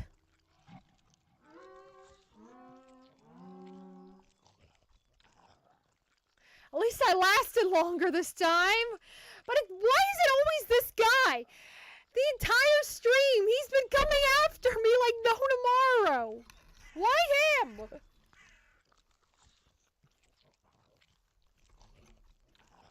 Unbelievable.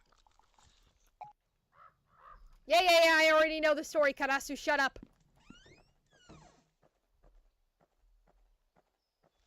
This game is tougher than it looks. I am not gonna lie to you.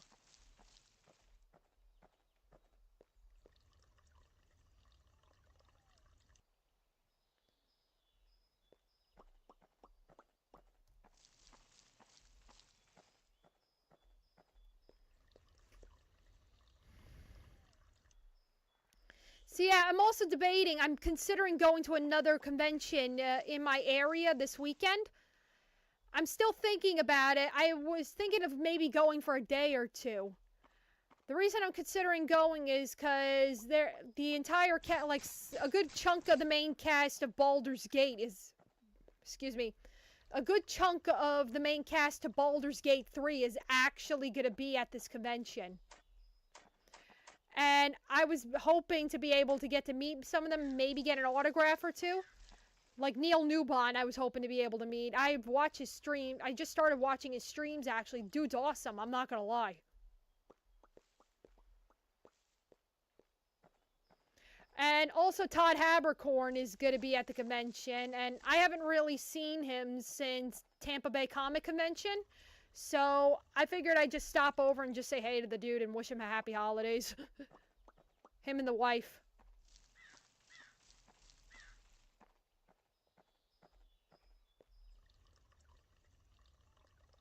Yeah, it would be. I would love to meet, like, Neil Newbon was actually supposed to be at AWA, but he ended up having to cancel his appearance at AWA because, unfortunately, the week before AWA, he ended up getting sick, and unfortunately, it caused him to get a lot of backlog in his work. So, because of the fact he got swamped with work, he had no choice but to cancel, and from what I've picked up from a lot of his fan base, he's not really the type of guy to just cancel con appearances like you would go ahead and cancel a subscription to your favorite streaming platform or something of that nature. Like, you guys know what I mean.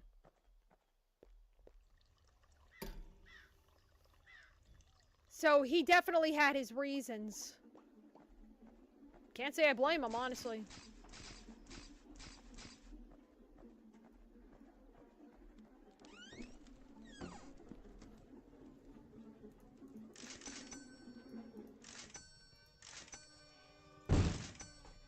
Jesus, man.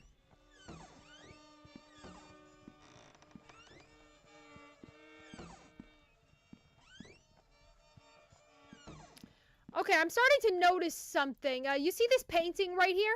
I was noticing the last round, I was noticing there was a dark figure in it. Anybody else pick up on that, or am I just going insane here?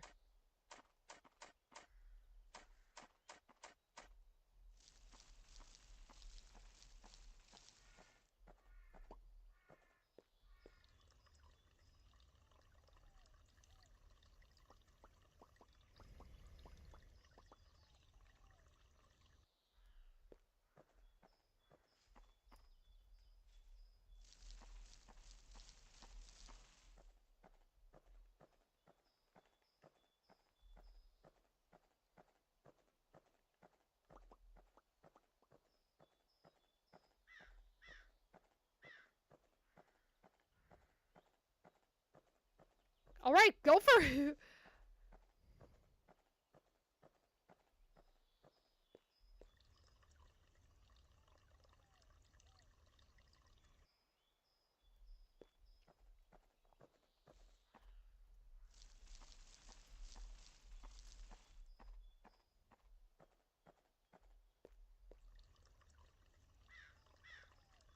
Yeah, I gotta see how it goes and whatnot, because I'm not gonna lie to you guys, like, with me going to Holiday Matsuri, I gotta see how it goes, because I am not gonna lie, I did spend quite a bit of money when I was at AWA. I literally dropped over $400 in merchandise. Mostly autographs from IM, and also getting a, one of those acrylic stand figures of his VTuber character.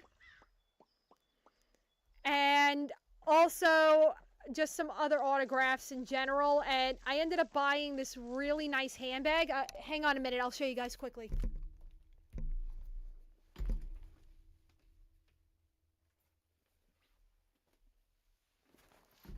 Okay, I'm just showing you guys this really quickly. Oh man, I was hoping to show this. I'll just show it through like here a little bit, because Thank you. Yeah. Got home and we have a Christmas tree. Nice. Yeah, basically this is a little baggie I ended up getting at AWA on day one. I've seen this woman around at conventions in my area. She's a custom bag maker. She normally likes to make like handbags and backpacks and purses based off of nerdy things. Like for example, Avatar: The Last Airbender, all that stuff. This is supposed to be the handbag, like this is supposed to be Twee and La from Avatar: The Last Airbender. They are the ocean and moon spirits from the series, and they're known for basically going ahead and circling each other eternally in a koi pond in the North Pole of the world of Avatar. And this was a really nice handbag, and I love Avatar: The Last Airbender. It's one of my favorite shows as a kid. So I just looked and I didn't know what to purchase, and I said, you know what, I'm just gonna go for that. I think I remember something about painting helping show you the conditions outside. I might be wrong. Ooh, that might actually be true. Thanks. But I wasn't sure what to get. I was stuck between getting this bag or getting a handbag of the rainbow monkeys from Codename Kids Next Door. Because I grew up when Codename Kids Next Door was on. It was like one of the shows I used to like to watch with my dad. And he openly said that basically his reason for watching that show was because of all the crazy gidgy gadgets.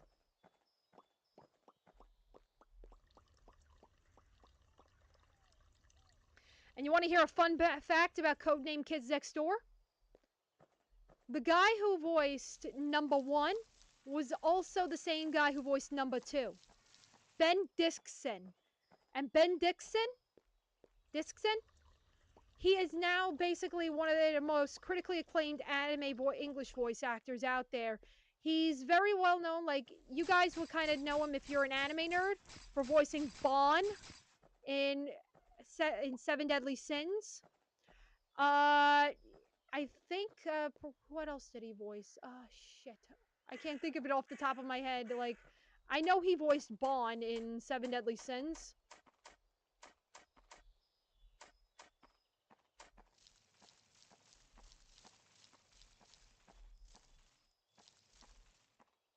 Oh, Sai in Naruto Shippuden.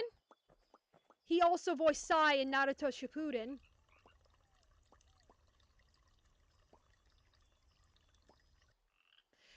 And yeah, oh, he also voiced the hyena from Agresco. He also was the voice actor behind the hyena. Hayata, that was his name.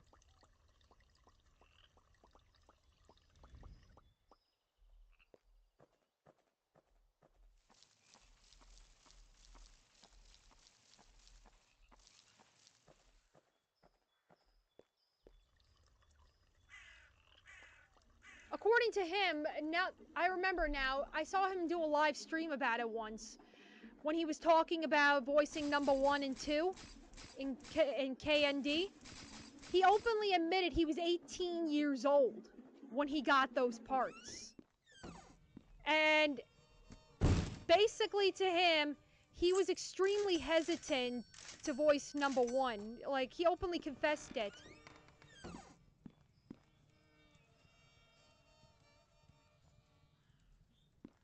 The reason he was so like hesitant to voice, oh, holy shit, that was close.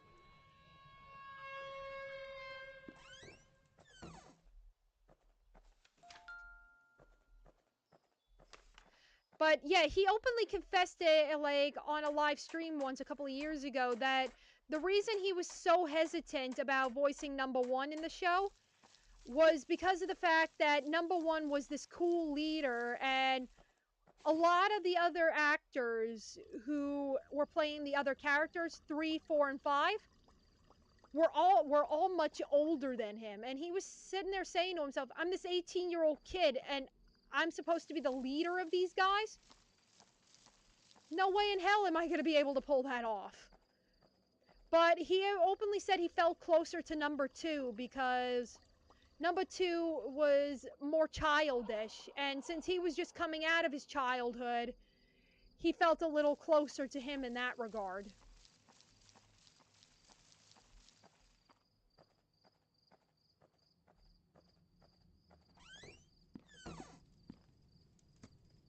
I'm not gonna lie. I should check to see if I can stream Candy. I have not seen Codename Kids Next Door in years.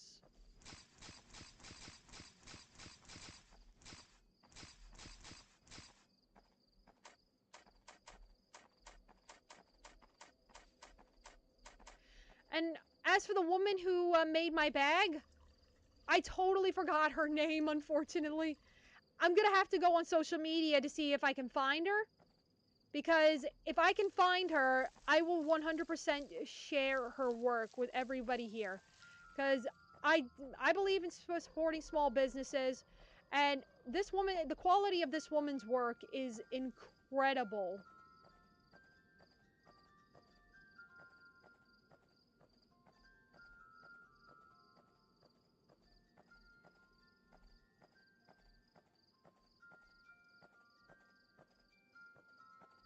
Okay, there's a chance that we may not get this one. Oh. Okay, we just got lucky, people.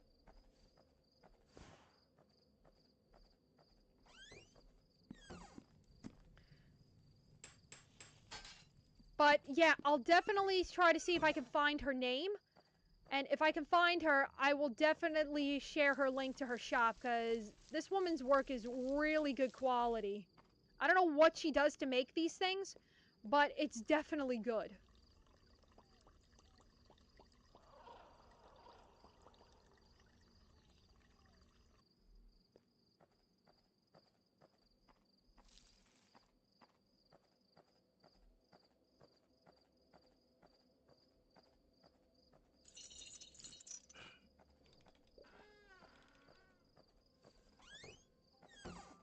You know what I've also been watching a lot on TikTok lately?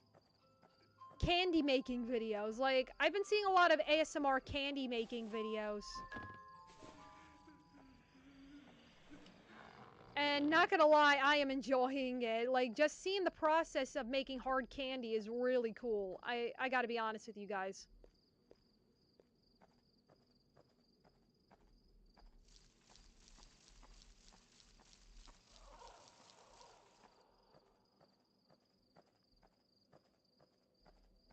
Like, I'm not gonna lie, I've actually tried in the past to make hard candy, and I can tell you guys, it's not even close to easy.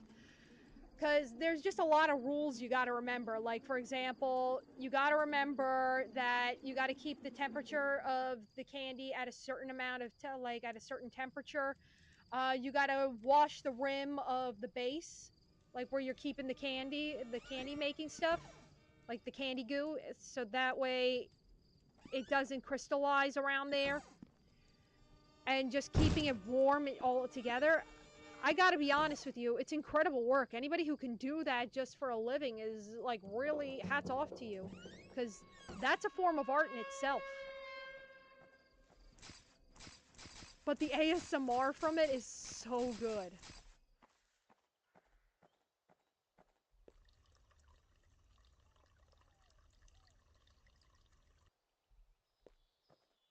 Alright, we're on day 2. Oh shit, not you, bitch.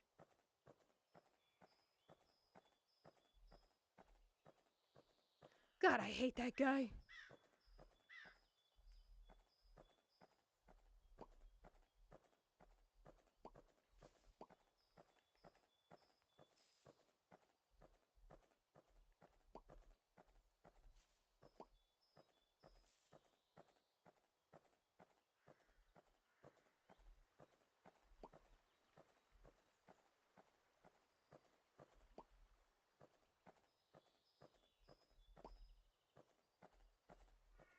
Yeah, don't come away. Don't come near me. I ain't no Snow White, buddy. There. At least that's out of the way, and this guy's mostly a slowpoke. There's a coin. Love me. Follow me everywhere.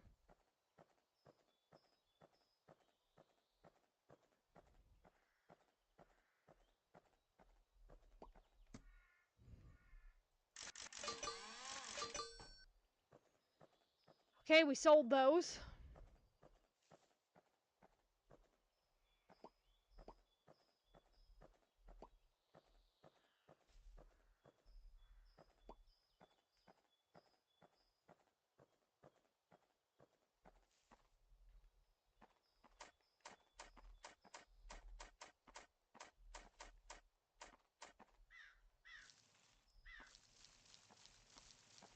But anyway, how was your guys' week? How was everybody doing since you guys know I was away for the convention and also preparing for it? Ah! Sorry about that. As you guys know, I was preparing. Oh, I could have used those coins to actually get me some cooler clothes.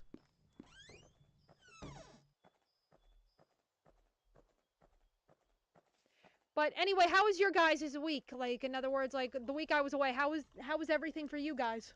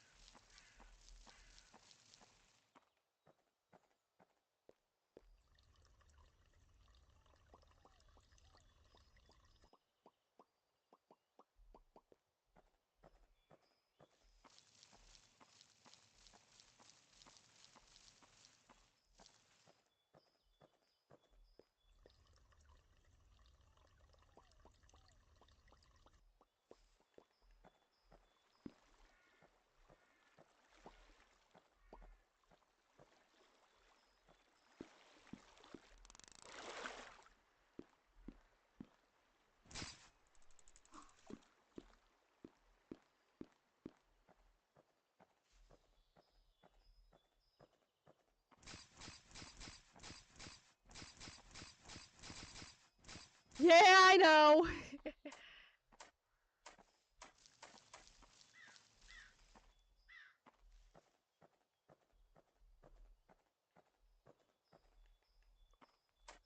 You're gonna love this, Nikki. I now have Drive Cross Crazy stuck in my head. For some other reason, all of a sudden, it's stuck in my head.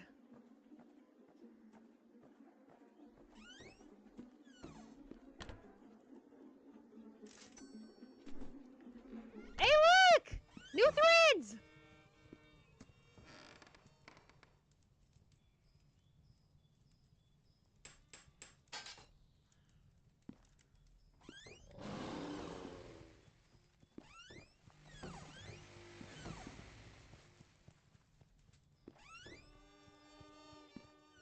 It is a good song, I'm not gonna lie. I'm just working most of the time and trying to work on my book. Oh, you're writing a book, sister? That's awesome!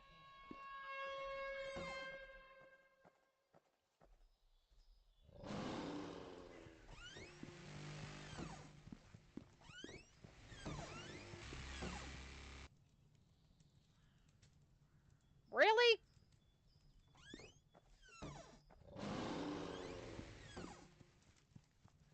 Yeah, I think I heard it once.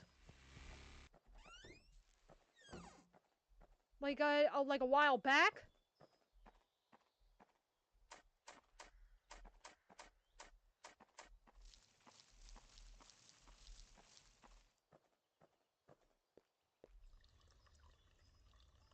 Yeah, definitely. Yeah, it's a good song, I'm not gonna lie. Coup d'etat, for me, one of my favorite songs by him, Coup d'etat Love and Bloody Girl. Those are my two favorites by him. I actually did a guitar cover of Bloody Girl, but I'm not gonna lie, I haven't had the chance to edit it lately. So, I definitely gotta sit down and edit it when I get a chance. What the hell? What can you do?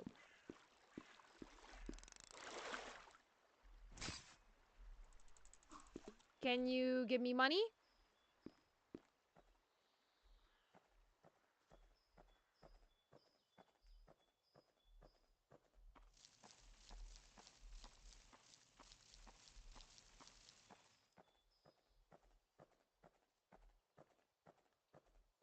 You're a funny little dude.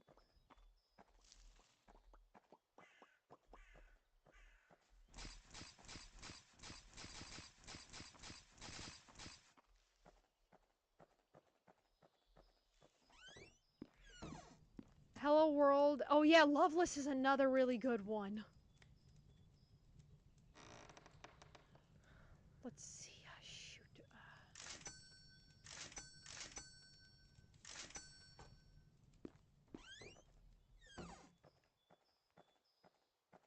So this guy just follows me around. That's awesome.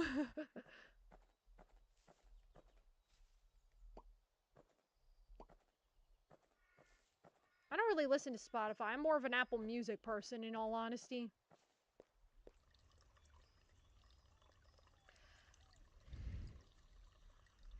One Visual K band, I gotta be honest, like, since we're talking about, like, music, like, Visual K music in general, there's one VK band I wish I could see, but them getting back together just for a concert, I don't know if such a thing is ever going to be possible.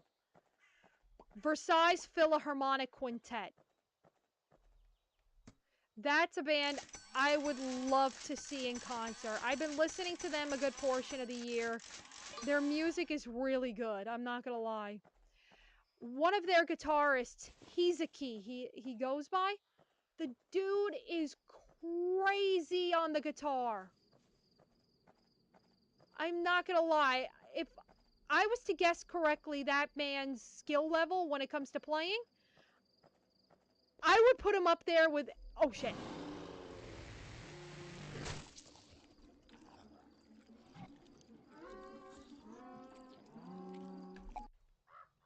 We don't say anything. But yeah, like I was saying, if I was to guess he's a key's skill level when it comes to playing the guitar, I would genuinely put him up there with Eddie Van Halen. The man is that good.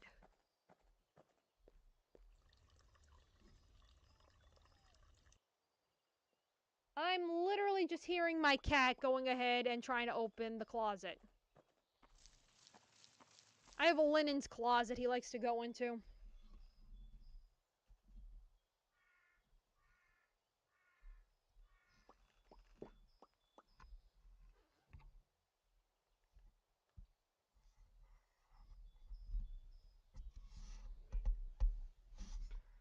Oh, there it is. Hey, hang on a sec, guys. Just checking my microphone, because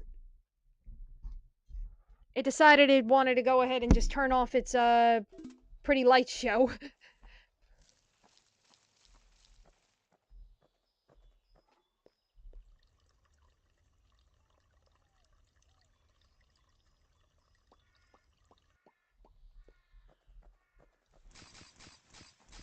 Alright, guys, I'm actually going to go ahead and pause quickly. I'll be right back. I just actually have to use the bathroom really quickly, so I'll be back in like a minute or two.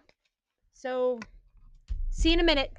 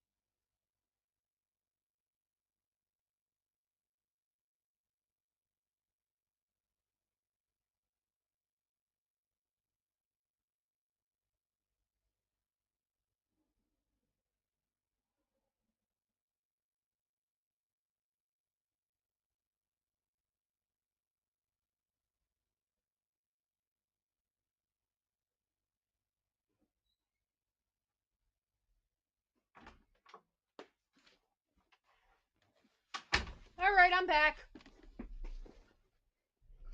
Sorry about that, guys.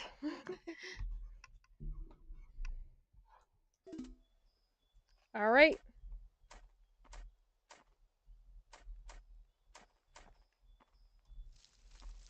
Just basically the same thing we've been doing.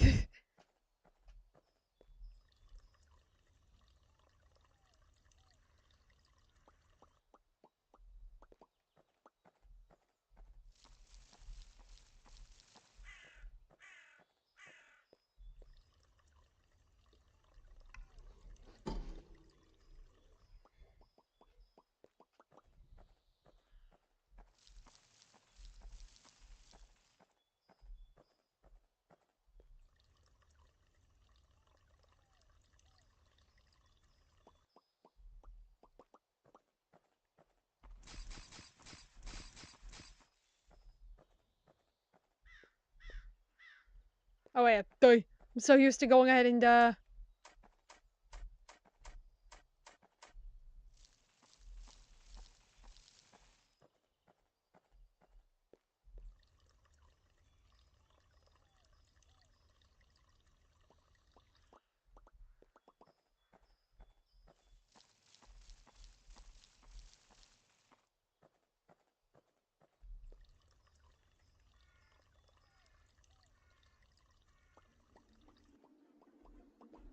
oh boy.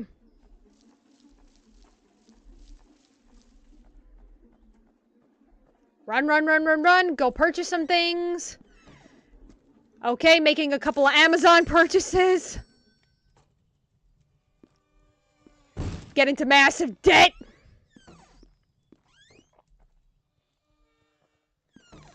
Deal with the debt collectors.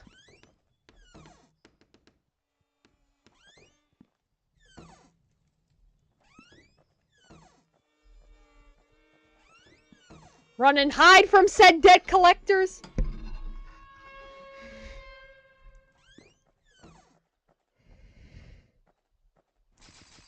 Regain profit to pay off said debt collectors.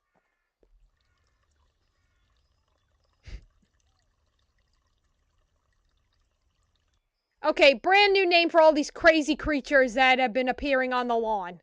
Debt collectors.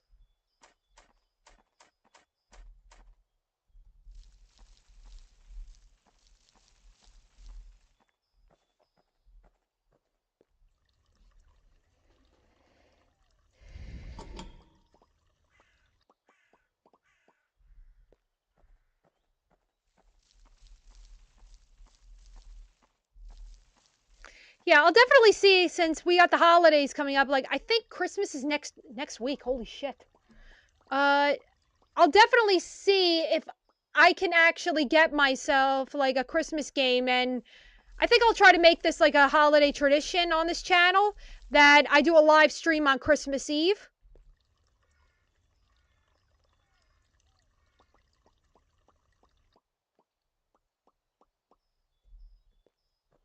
Like maybe I'll try to see if I can find like a holiday related game.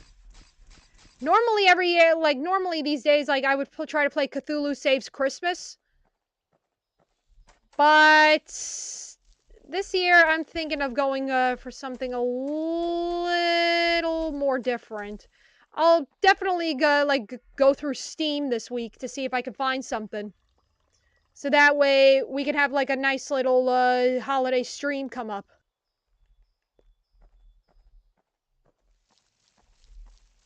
What do you guys think? I think last year I ended up playing like I forgot the name of the game. It's still in my Steam library. But I deleted it from my computer. It was like a quick game. Christmas Nightmare, that's what it was. It was some horror game that was like a Christmas game as well.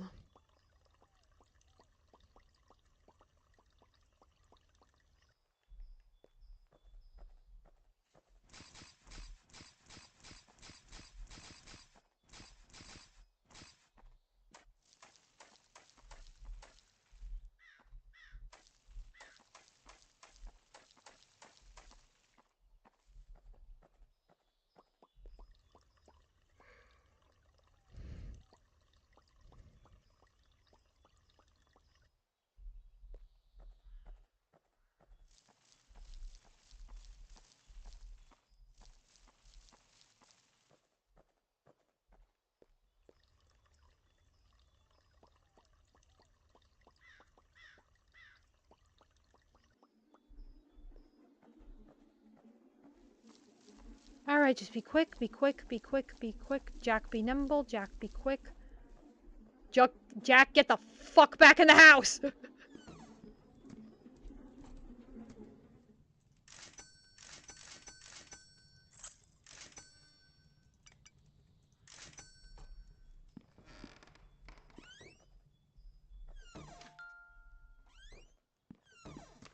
Alright, it.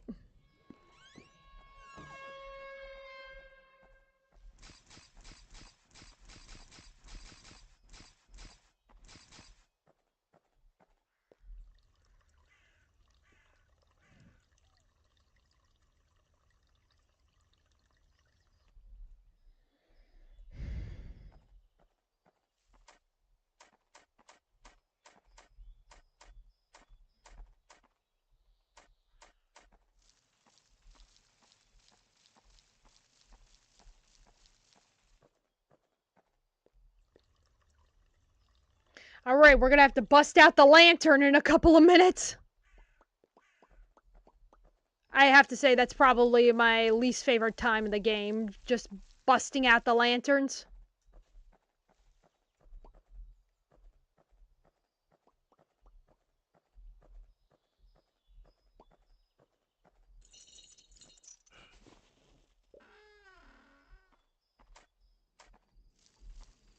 Alright, so we're starting on plot 2.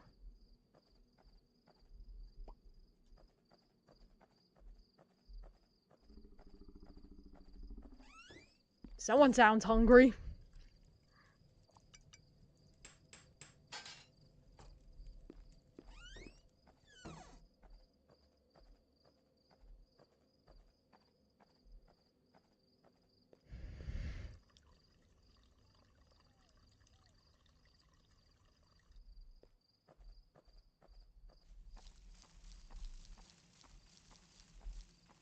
Okay. More crops watered. Good, good, good. We're doing good.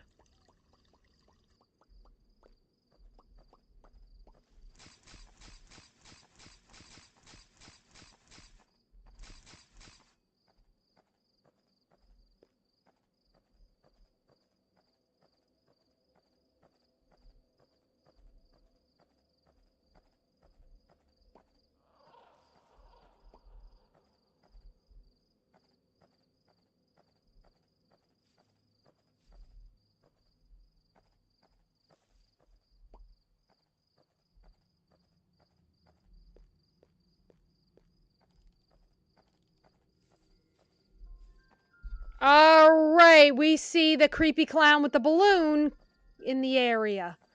Just grab the balloon like we always do. There it is. Give me the balloon, thank you. Wait, why can't he just give it to his friend? I mean, seriously, why do I have to be the messenger guy?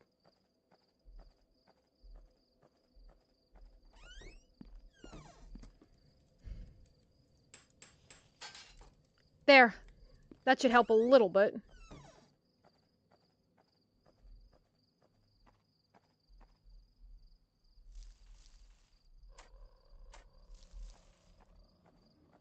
Oh shit. Grab that.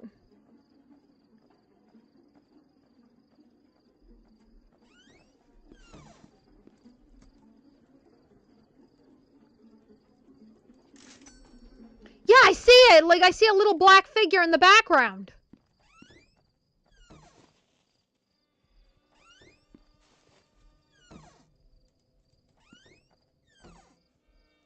Huh. This place is weird as hell.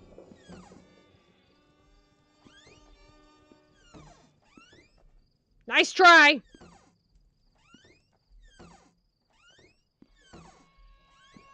Is it sad that I'm teasing the wildlife?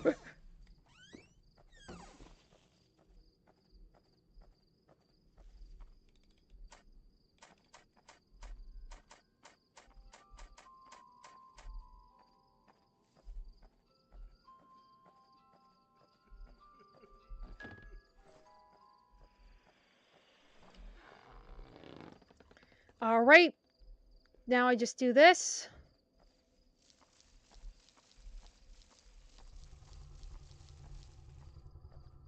Huh.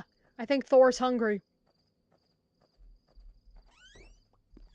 And I mean the TNR cat I'm caring for.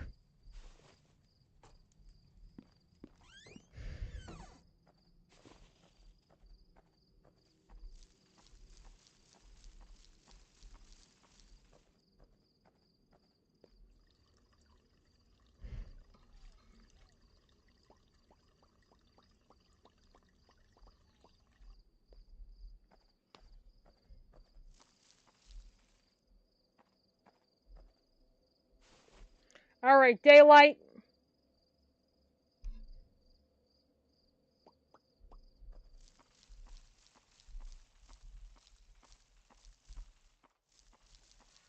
There we go.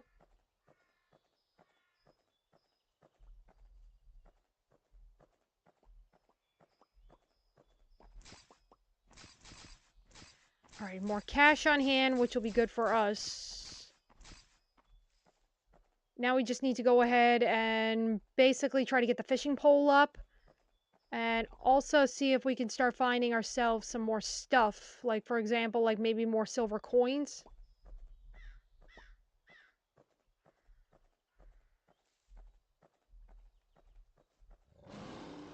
Oh no!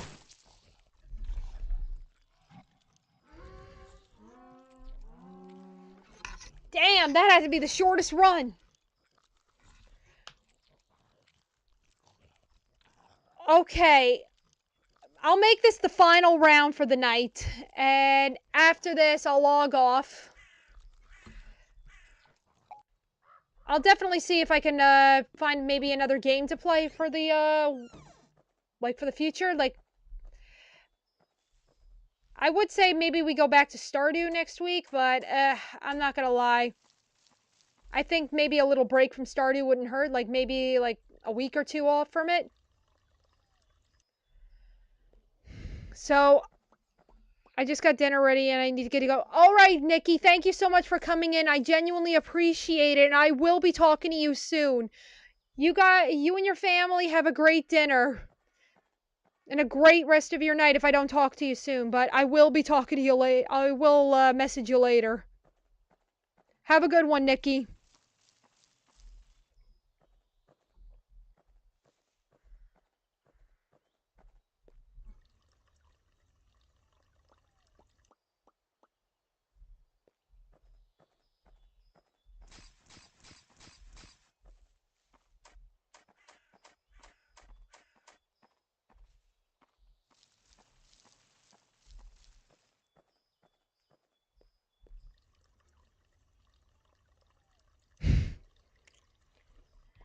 So I'm definitely going to start looking into a holiday game to play on the channel. Definitely something that I could play for Christmas Eve. And I'll definitely see if I can find maybe another game I could stream next Monday.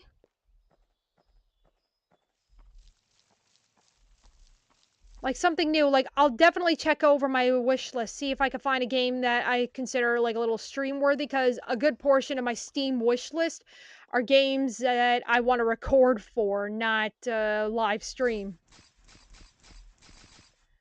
Like, I'm a little finicky when it comes to my games in a sense.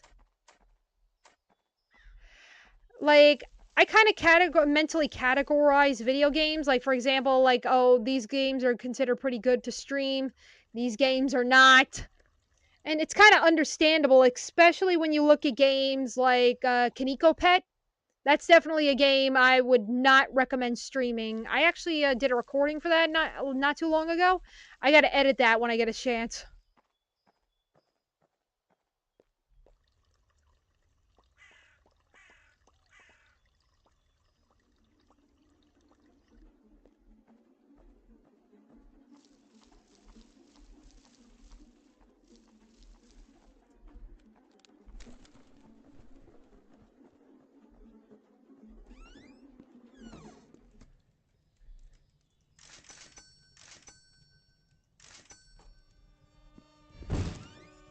Sweet Jesus.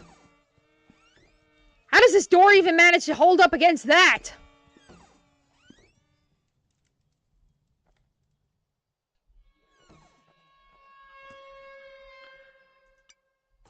Oh! So that's how I get the pets. So, like, if you collect pets throughout the game, you basically just have to go through the doghouse if you want to get them again, and that's how you get them back. That's actually kind of really convenient.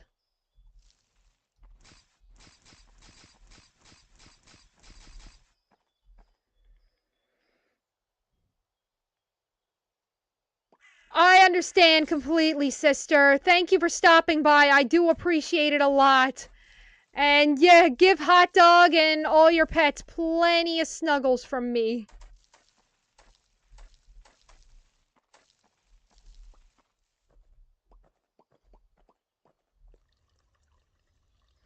Like I said, this is going to be the final round for the stream. Once this round's done, we'll just call it a night. And I'll definitely look to see maybe next week, Monday, I will play another, like, a new game. Like, I'll see if I can find something good. And I will look to do a stream Christmas Eve.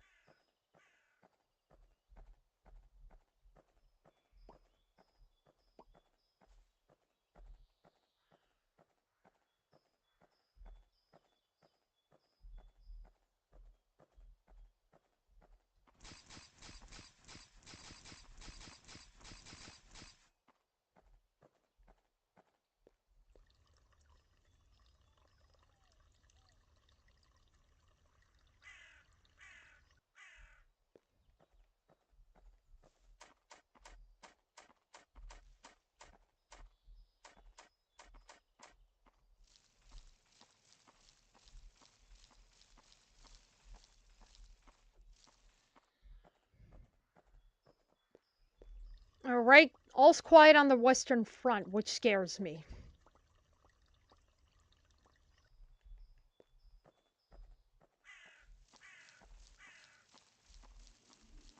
See what I mean?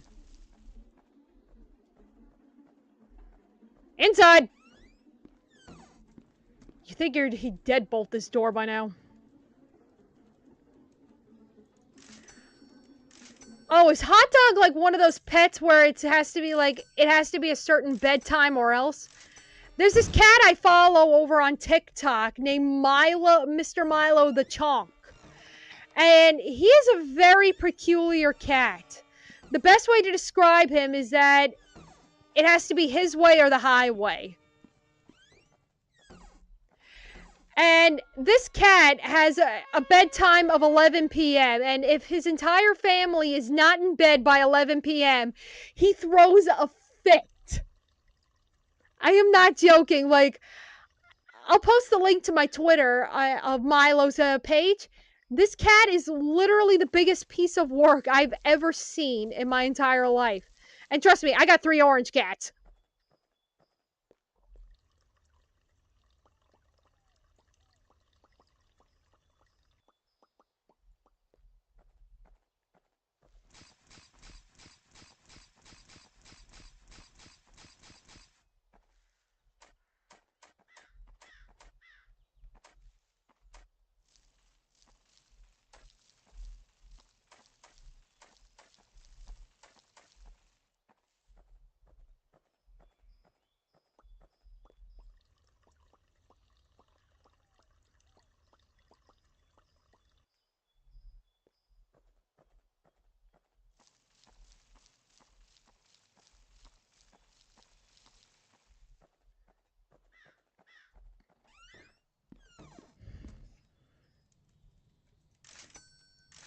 No, luckily not, but I have to be in bed for her to fall deeply into sleep. Aw, aw, that's so sweet. I'm not gonna lie, that's actually really sweet.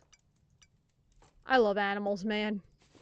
Great entertainment and great companions in general.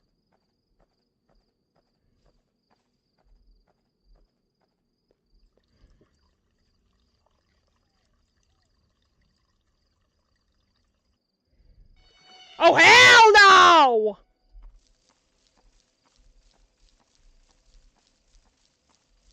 I wouldn't say this game is nightmare fuel, but it's kind of pushing that edge a little bit.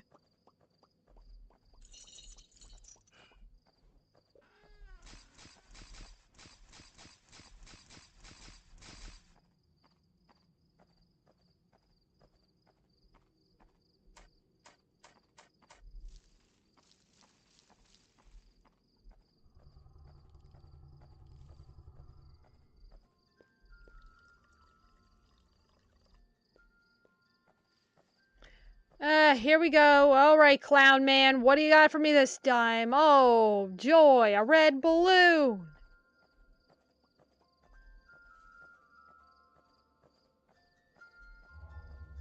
Thank you. She has to be near me to sleep, even if I'm just sitting and reading. She's good. Oh, that is so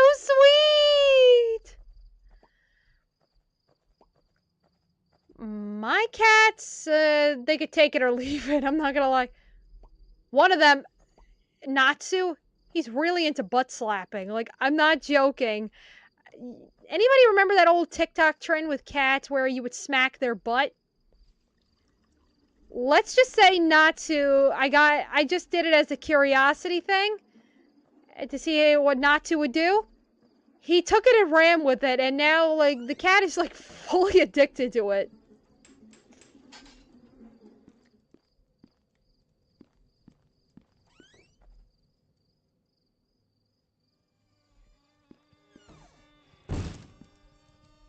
Like, I'm not even joking. As weird as that sounds, the cat's addicted to getting his butt smacked. Damn it! Alright.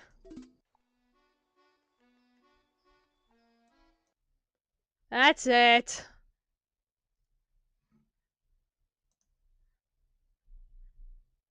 Hey. This game is rough. I am not gonna lie to you guys. It is rough.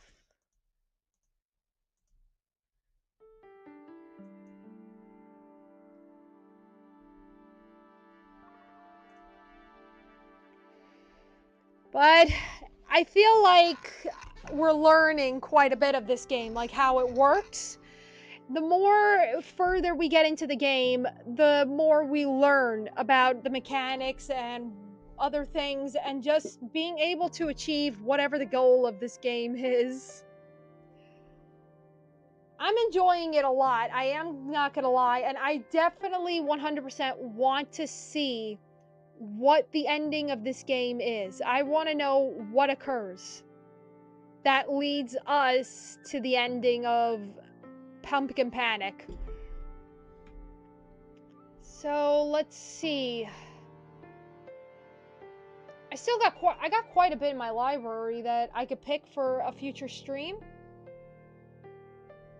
I'll have to look further into it. Like, I don't know what to pick, in all honesty. A lot of these games I were just gonna save for recording and uploading. So I think maybe a trip to the Steam store this week would be good.